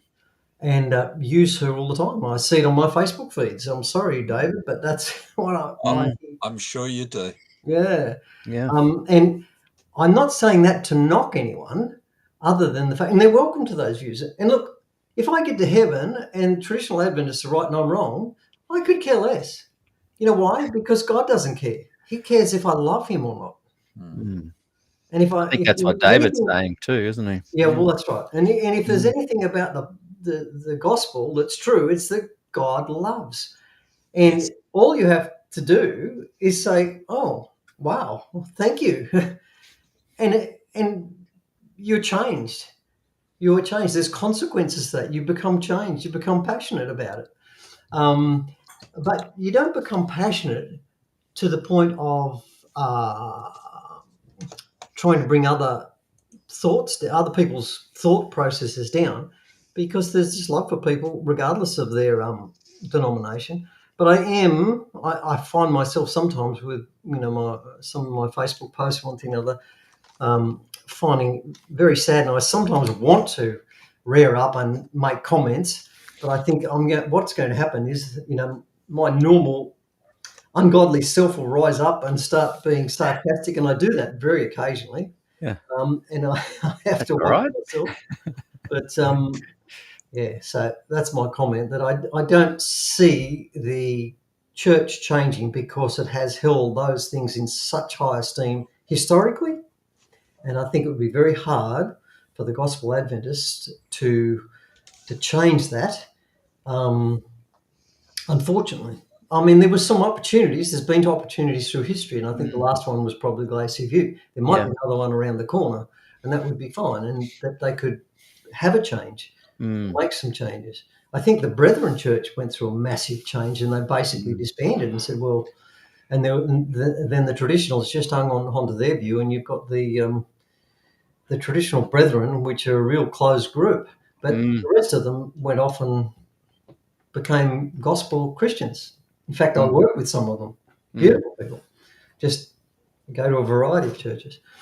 So, yeah, that's my Thank comment. you so much, Hal. I really appreciate that. And thanks for being part of today's really powerful conversation. And I've appreciated everyone's comments. And I really appreciate someone like David coming on. Yeah. Because I feel, David, you are one and there's 3-4 of us, you know, like I was about to say Peter come. Lucky you've got big shoulders, Dave. And I know David, and I'm sure he's not even feeling one bit attacked at all. He enjoys this kind of conversation. Yeah. Now I'm going to bring Peter on to have the closing word, and then if anyone does want to add something, feel free to put your hand up at the end there, and I'll let you do that. We're a long form show, this one, and people jump in and watch whatever they're already wired to watch. Some people are 1 minute, 3 seconds, 10 minutes, 1 hour. We're here for anybody to watch, dip in, jump out, comment, whatever. But I just want you, Peter, to include in your observation something that Hal just said there, that, we have these these main sort of streams. And the observation is that a lot of churches have multiple streams in them, but they don't polarize. They might clash, they might disagree, they might have fallings out with each other. And yes, some even divide. But within the Adventist church, there's this ongoing polarization that I think causes harm. So instead of trying to attack the church, or as people said, that they said, I can't remember the word now, that it's nothing to see here. What was the word? Cannot remember. Anyway, in fact, I'm not trying to attack. I'm trying to say, well, look, you guys have got as an outsider looking in, there's a pretty big problem here where you're polarizing so much, you're actually hindering each other and hurting each other. it might be a topic to talk about. It's actually probably a good one to talk about. So I'd just like your thoughts on the polarization, and then your thoughts just generally about today's conversation. I know you missed half an hour of it, but the themes were pretty much there all the way through. And then just close a little bit with your thoughts here on does the SDA Church officially, I've put in quotation marks, teach that keeping the Sabbath is a requirement of salvation? And maybe that's just a conversation starter. And I think it is. Today has been wonderful. Peter, some thoughts from you.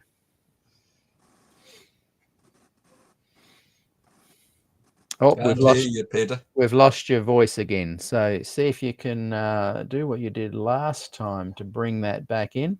While you're doing that, I'll just bring in a quick comment that I saw that was potentially a sad comment. I'm not sure what's happening there, but yeah, we can't hear you, Peter.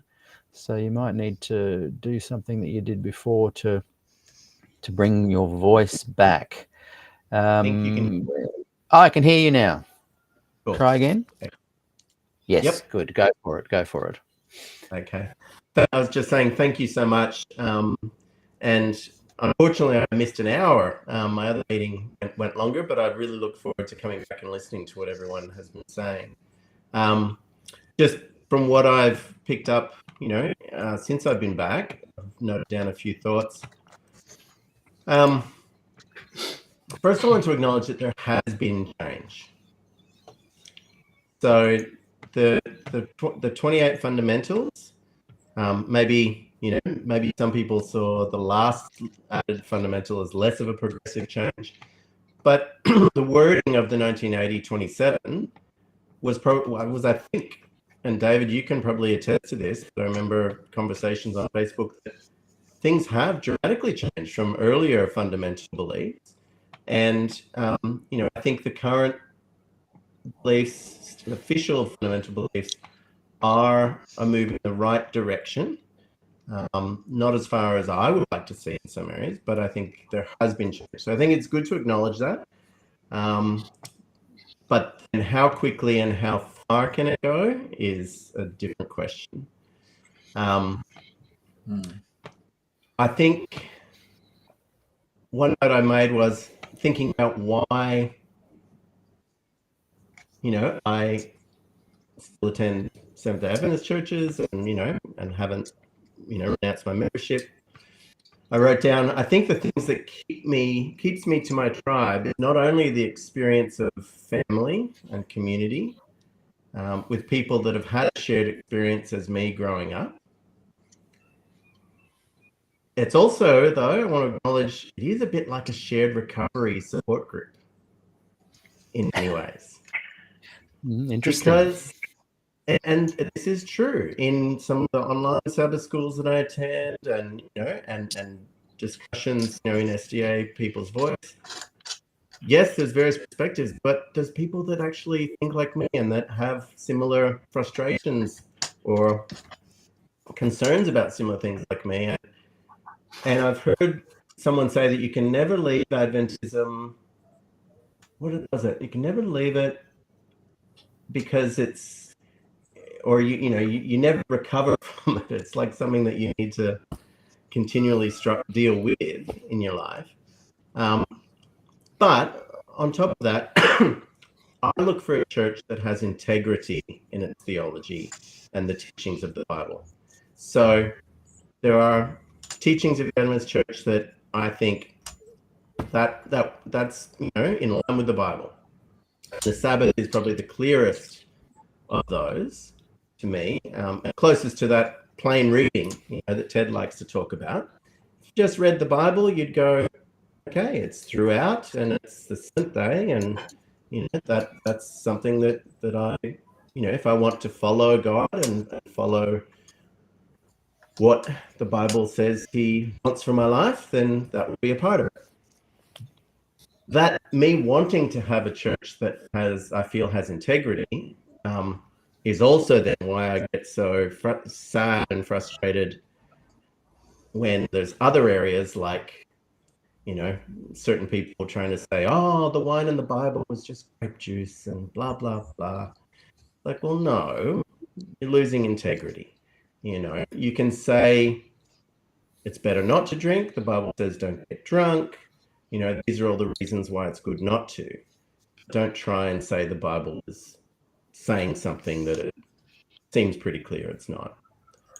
Anyway, there was a comment that someone put under the stream here, 61 Lone Viking. They said cognitive dissonance is the stressor in Adventism. This is a while ago. And I could really relate to that. Because, yeah, there are things that, you know, I find in my experience at least, there's things that are great, but then there's things like, that doesn't sit well with me.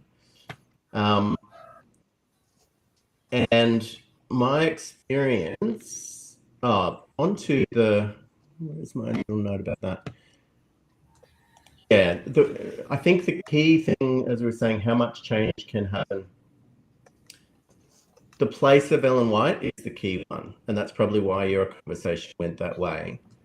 Her role, because to untangle the house of cards, you need to downgrade the enduring authority of Ellen White.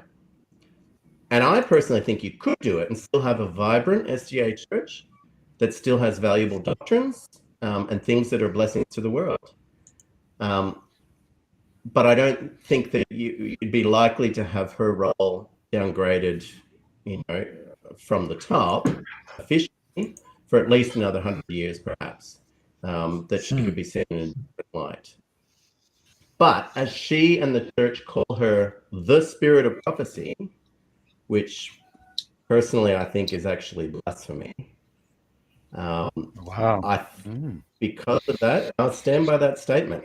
Every time the spirit of prophecy, I feel in soul that is blasphemy. You know, again, that's got to really add to your cognitive dissonance that you're talking about.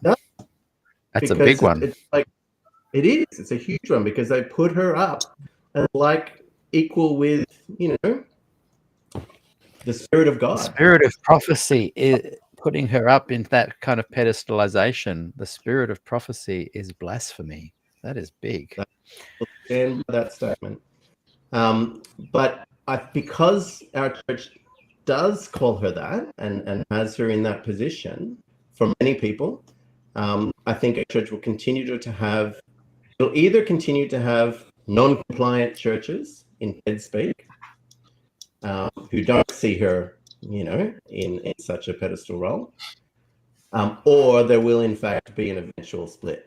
Or just continue to be the revolving door of, you know, about half the people that come in, they'll continue to leave. Wow. They go, I liked your approach. I liked your, you know, the Sabbath. Yeah, that has integrity. That makes sense. Yes, I want to be excited about, you know, Jesus coming back soon, and you know, that makes sense too. And state of the dead, that makes sense. You know, all these things. Then they get to what I call the more of the funny business, and the politics and such around that, and that's when people just keep leaving. I can definitely relate to the comments that you made, Peter, and we've talked about this before, and I've experienced it, about, you know, having relief or feeling like, you know, just, if I go to another church that doesn't have all of that cognitive dissonance and things that I have to put on the shelf, it feels like when those are removed, I can just purely be focused on worshiping God and praising Jesus and coming to know him more. Now that can happen and does happen. I wonder if, sorry to jump in, but I wonder if something inside you feels like if you left, you might lose your salvation, that there might be something there that needs to be stuck with. No. So what strongly tethers you to Adventism then? So I wrote some notes on that. Said the good things about the church, the blessings of the Sabbath and the spiritual integrity of taking what seems plain in the Bible as the seventh day being the Sabbath. Looking forward to and not losing the urgency and excitement of Jesus' soon coming. whatever soon may mean. The state of the dead, the gospel focus and centrality of Jesus of the progressive Adventist churches and communities that I've been a part of. Caring for the holistic person. These are all great things, and I'm sure there's more of the Adventists. And whilst I enjoy communing and worshiping with people from all denominations, I've been to, some Sunday services and work for the Salvos, and I love all that. I do particularly like communing with and worshiping with people on the biblical Sabbath. And to me, I've always thought that a lot of people that leave Adventism that don't go to other churches, my suspicion is that because they did like the Sabbath, but they got sick of Seventh-day Adventism and they felt there's nowhere else to go and worship together on the Sabbath. And there is, but virtually not. Seventh-day Baptists, I love the idea of Seventh-day Baptists and what their fundamentals are. There's nothing that we would disagree with in them at all. Allow for varying ideas, but there's one community in Sydney, and that's pretty much all one for till you get to maybe Brisbane or Victoria. So there's no real options to come together on Sabbath. A real community. Exactly. So to me, it's almost like a default. When I left, I had kind of two leaving experiences where I publicly said this is my last Sabbath as Seventh-day Adventist, and that had a whole range of emotions associated with it. And then on the Monday following that Friday, I wrote to College Church, or Avondale University Church now, and said, please take my name off the roll. Not angry, it's just a decision I'd like to make. And they did. And when it officially came off, I felt a whole other deeply different but satisfying experience over time. Is another option. I'm not telling you what to do. I'm just saying here's some options to take your name off the roll, so you can go, good, I've removed this cognitive dissonance thing, but still just go to church, still live your life exactly the same. I ended up being friends with everyone still, but not going to church. But is it an option to just take your name off the roll? Because I found that incredibly liberating. Like, I'm now my own person, and I can hang out with the Salvos, but I can go to Adventist church every Sabbath if I wanted to.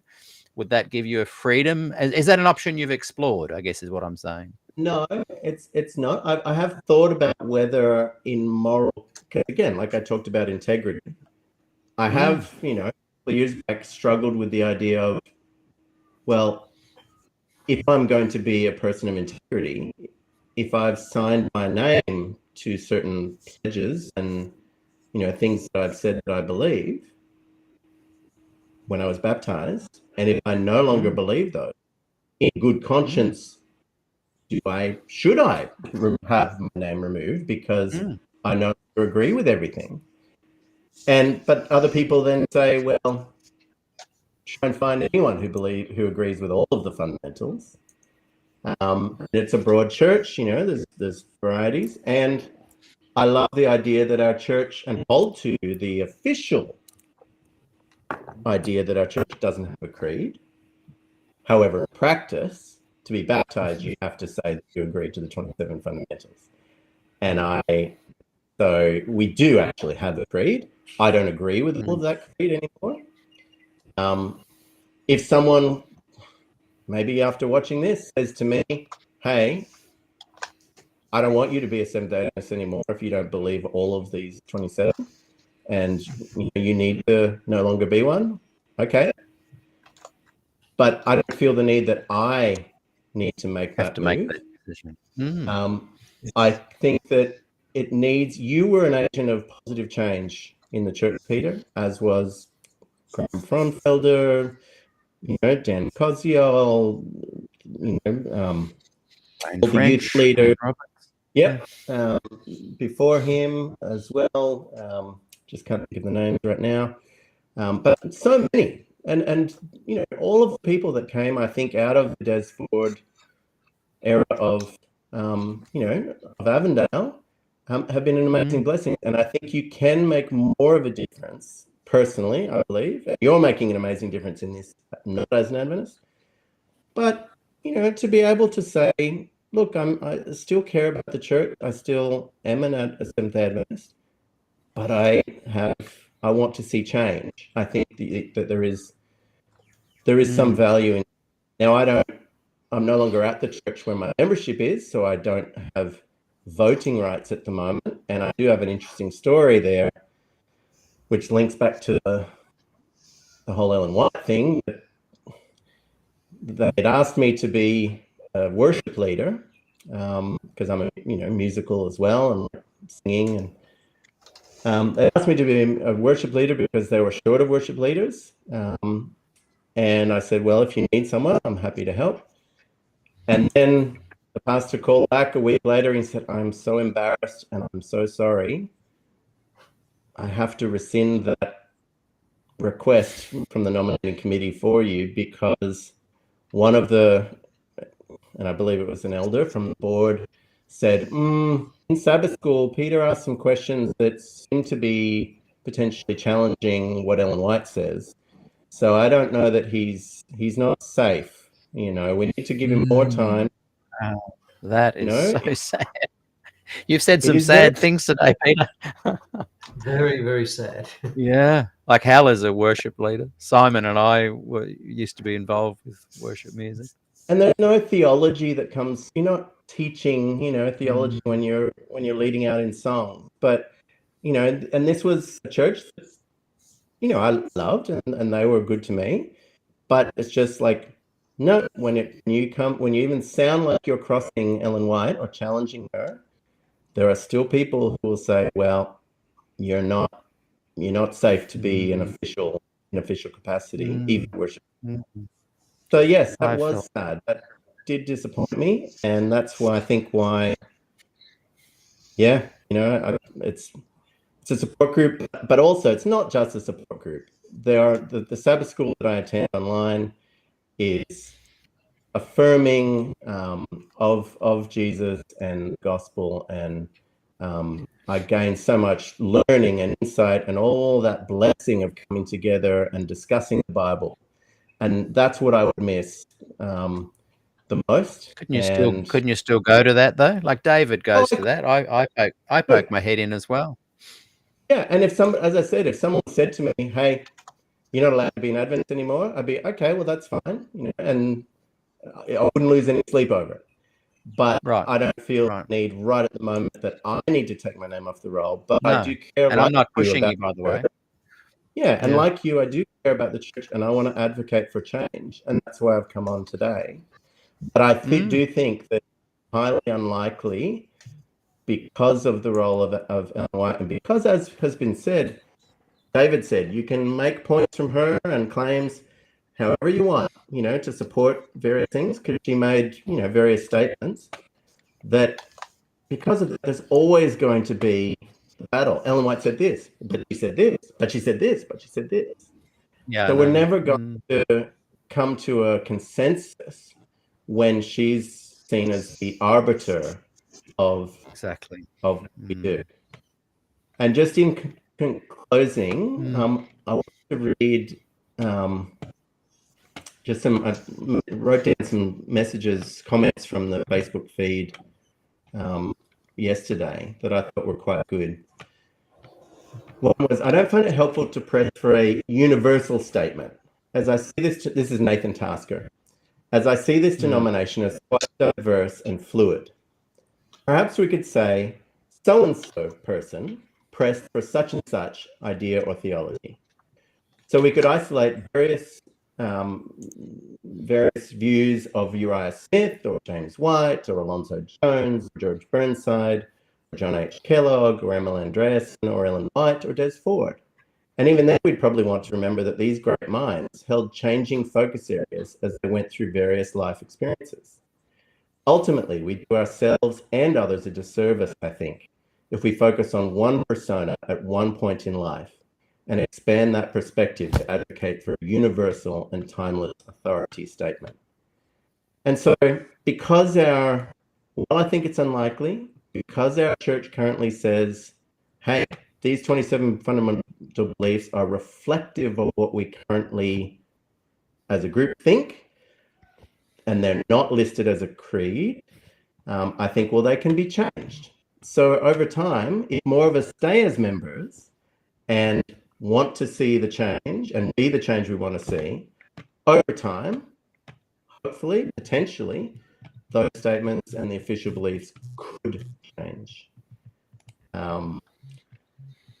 Yeah, so that's, and then there is hope there, but there's still heartache as well. And I think all Adventists feel that. Not a single person on SDA People's Voice hasn't expressed heartache, whether they're on the conservative or the progressive side, about these sides. And that is sad. So I think, as I said before when I was here, I think I agree with you, Peter. Maybe I go a step further in thinking that it would be much healthier if people could congregate and be named or identified in groups that they feel are like-minded. So then, you're not battling in Sabbath school. It's like, yeah, well, I'm amongst people that we believe this. Why have a closed Sabbath school group that you can't really share because people know that some people watching them share might affect their employment? It's sad. Simon mentioned earlier, we were talking about I left a number of reasons, but essentially because I realized it wasn't going to change ever for me, in my opinion, definitely not in my lifetime. And I had my 2 young girls. I went.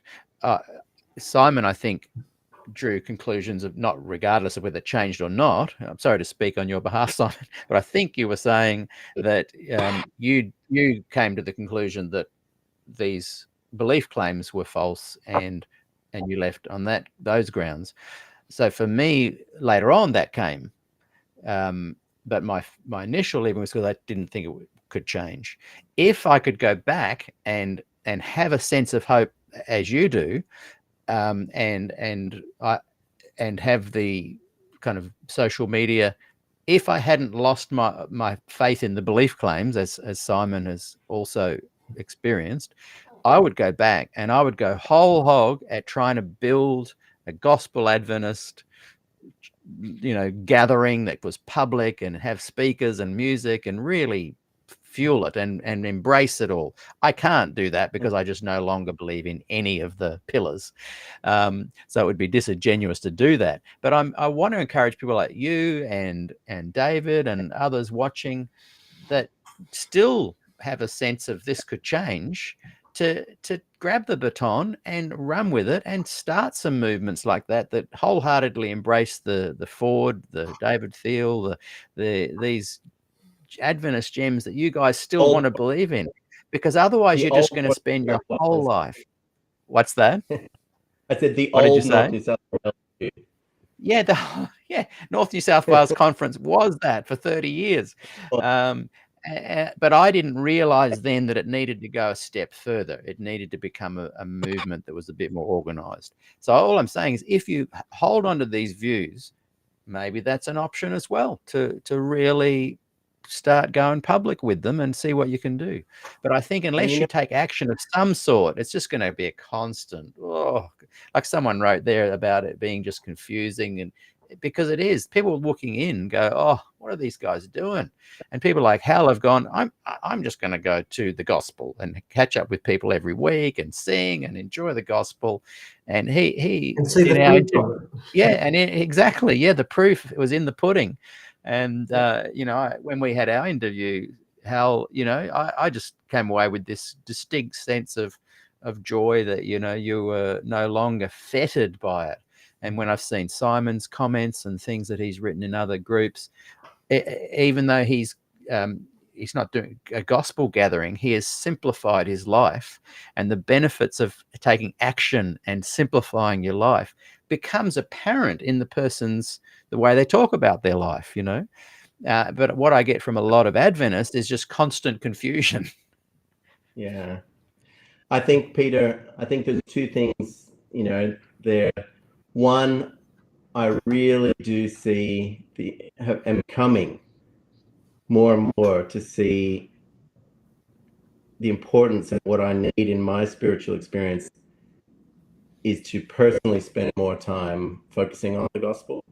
the Gospels, the Gospel, and I do applaud you for your efforts with Voice Life Fellowship, which is trying to focus on that, and then as a springboard to the whole Bible, because it can be too easy to just be an Adventist controversy junkie, and get caught up in, all the discussions and arguments or thinking about the church, when really the majority of our time should be thinking about Christ and how we can be his ambassadors here on earth. So that's one reflection personally that, I think, but you can do that as well. It doesn't need to be either or. So you can go to your Sunday church or Saturday Baptist or just on your own, or Voice Life Fellowship online, and get that real spiritual connection with God without any of the distractions. But you can also engage with the church and try and, be a missionary in your own realm to help others to see, the blessing of focusing on Christ. And one last comment about membership, Peter. And what will happen, or what might happen. A part of me kind of, I don't know if hope is the right word, but if Ted Wilson and the GC continued their moves of, right, we want to, you've got to sign this to be a teacher or to be a pastor, you've got to agree the way that I believe, these compliance statements and things for people that, you've got to all agree to these fundamentals. If that continues and comes down to the membership level, at that point, I will be very proud to be excommunicated, because that to me will then be the sign that the church has gone completely away from its open roots of study and, present truth continuing to grow, because then I will know without any more doubt that the closed system that has no more desire or opportunity to grow, and anyone who thinks and studies and, wants to potentially, thinks that the journey is still ongoing, they don't want anyone like that. And then it's like, it reminds me of that quote. I'll finish with this. The little, let me bring it up. And you've seen me post this online.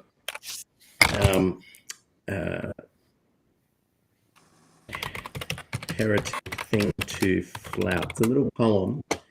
And this is sort of the poem's called Outwitted by Edwin Markham. And this is the way I sort of think things. And I'm like, I might never know, I might leave, but I think that I'll probably stay a member until someone kicks me out. Because, like this poem, this is my view of life. The poem goes, he drew a circle that shut me out. Heretic, rebel, a thing to flout. But love and I had the wit to win. We drew a circle that took him in. And that's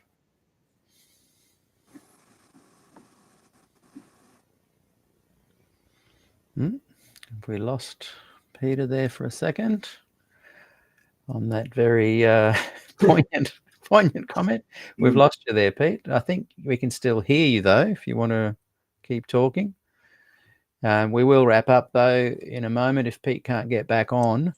And oh, there we go.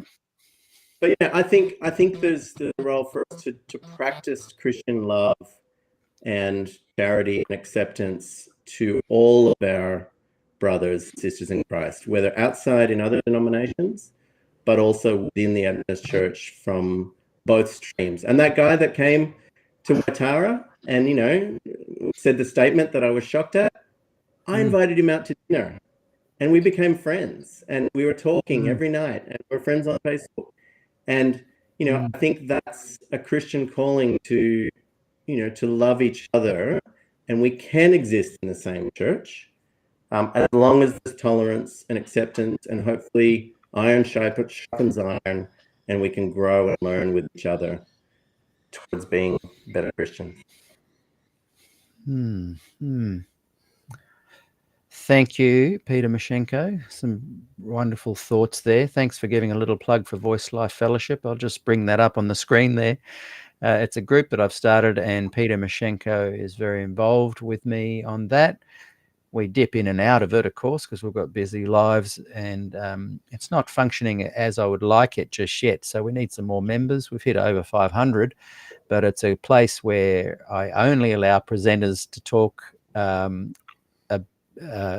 share their presentations from the four Gospels. I think David has done a couple of messages in there for me, and we're going to build up that base as well. So thank you very much for bringing that up. And just look us up, everyone. So we've come to the end of our time there, and I just want to thank my guests. We had Colin on earlier, and very much appreciated his contribution. Thank you, David. Thank you, Simon. Thank you, Hal. Thank you, Peter. I feel like the conversation could continue, and I hope it does in other episodes. And you're all welcome back, because I think we're just almost scratching the surface in some way. But respect you guys and all the decisions you've made, and look forward to catching up again in the future. Tomorrow I'm interviewing at, I think, I'm not sure of the time. I think it's going to be 9:30 or 10:30 our time. David Newman, and he was, he was the ministry, the editor of the Ministry magazine, I think. So he will be on tomorrow. That is going to be fascinating. I've got no idea where we're going to go, what rabbit holes, but that's going to be fantastic. Graham Fraunfelder just wrote, Peter Mashenko, that poem is you. And yeah, I think I agree with that. And I hope that we can have a circle big enough where we can find common ground. I love and welcome agnostics to Gnostics and everyone in between to share their views. You are welcome here. And I see Derek McCutcheon's been watching. I'd love to have more pastors on that are currently employed and ordained to share some of their views as well. Until next time, everybody, unless you've got a pressing thing to say, we will bid you all farewell and chat soon. Bye. See you, everyone. Cheers.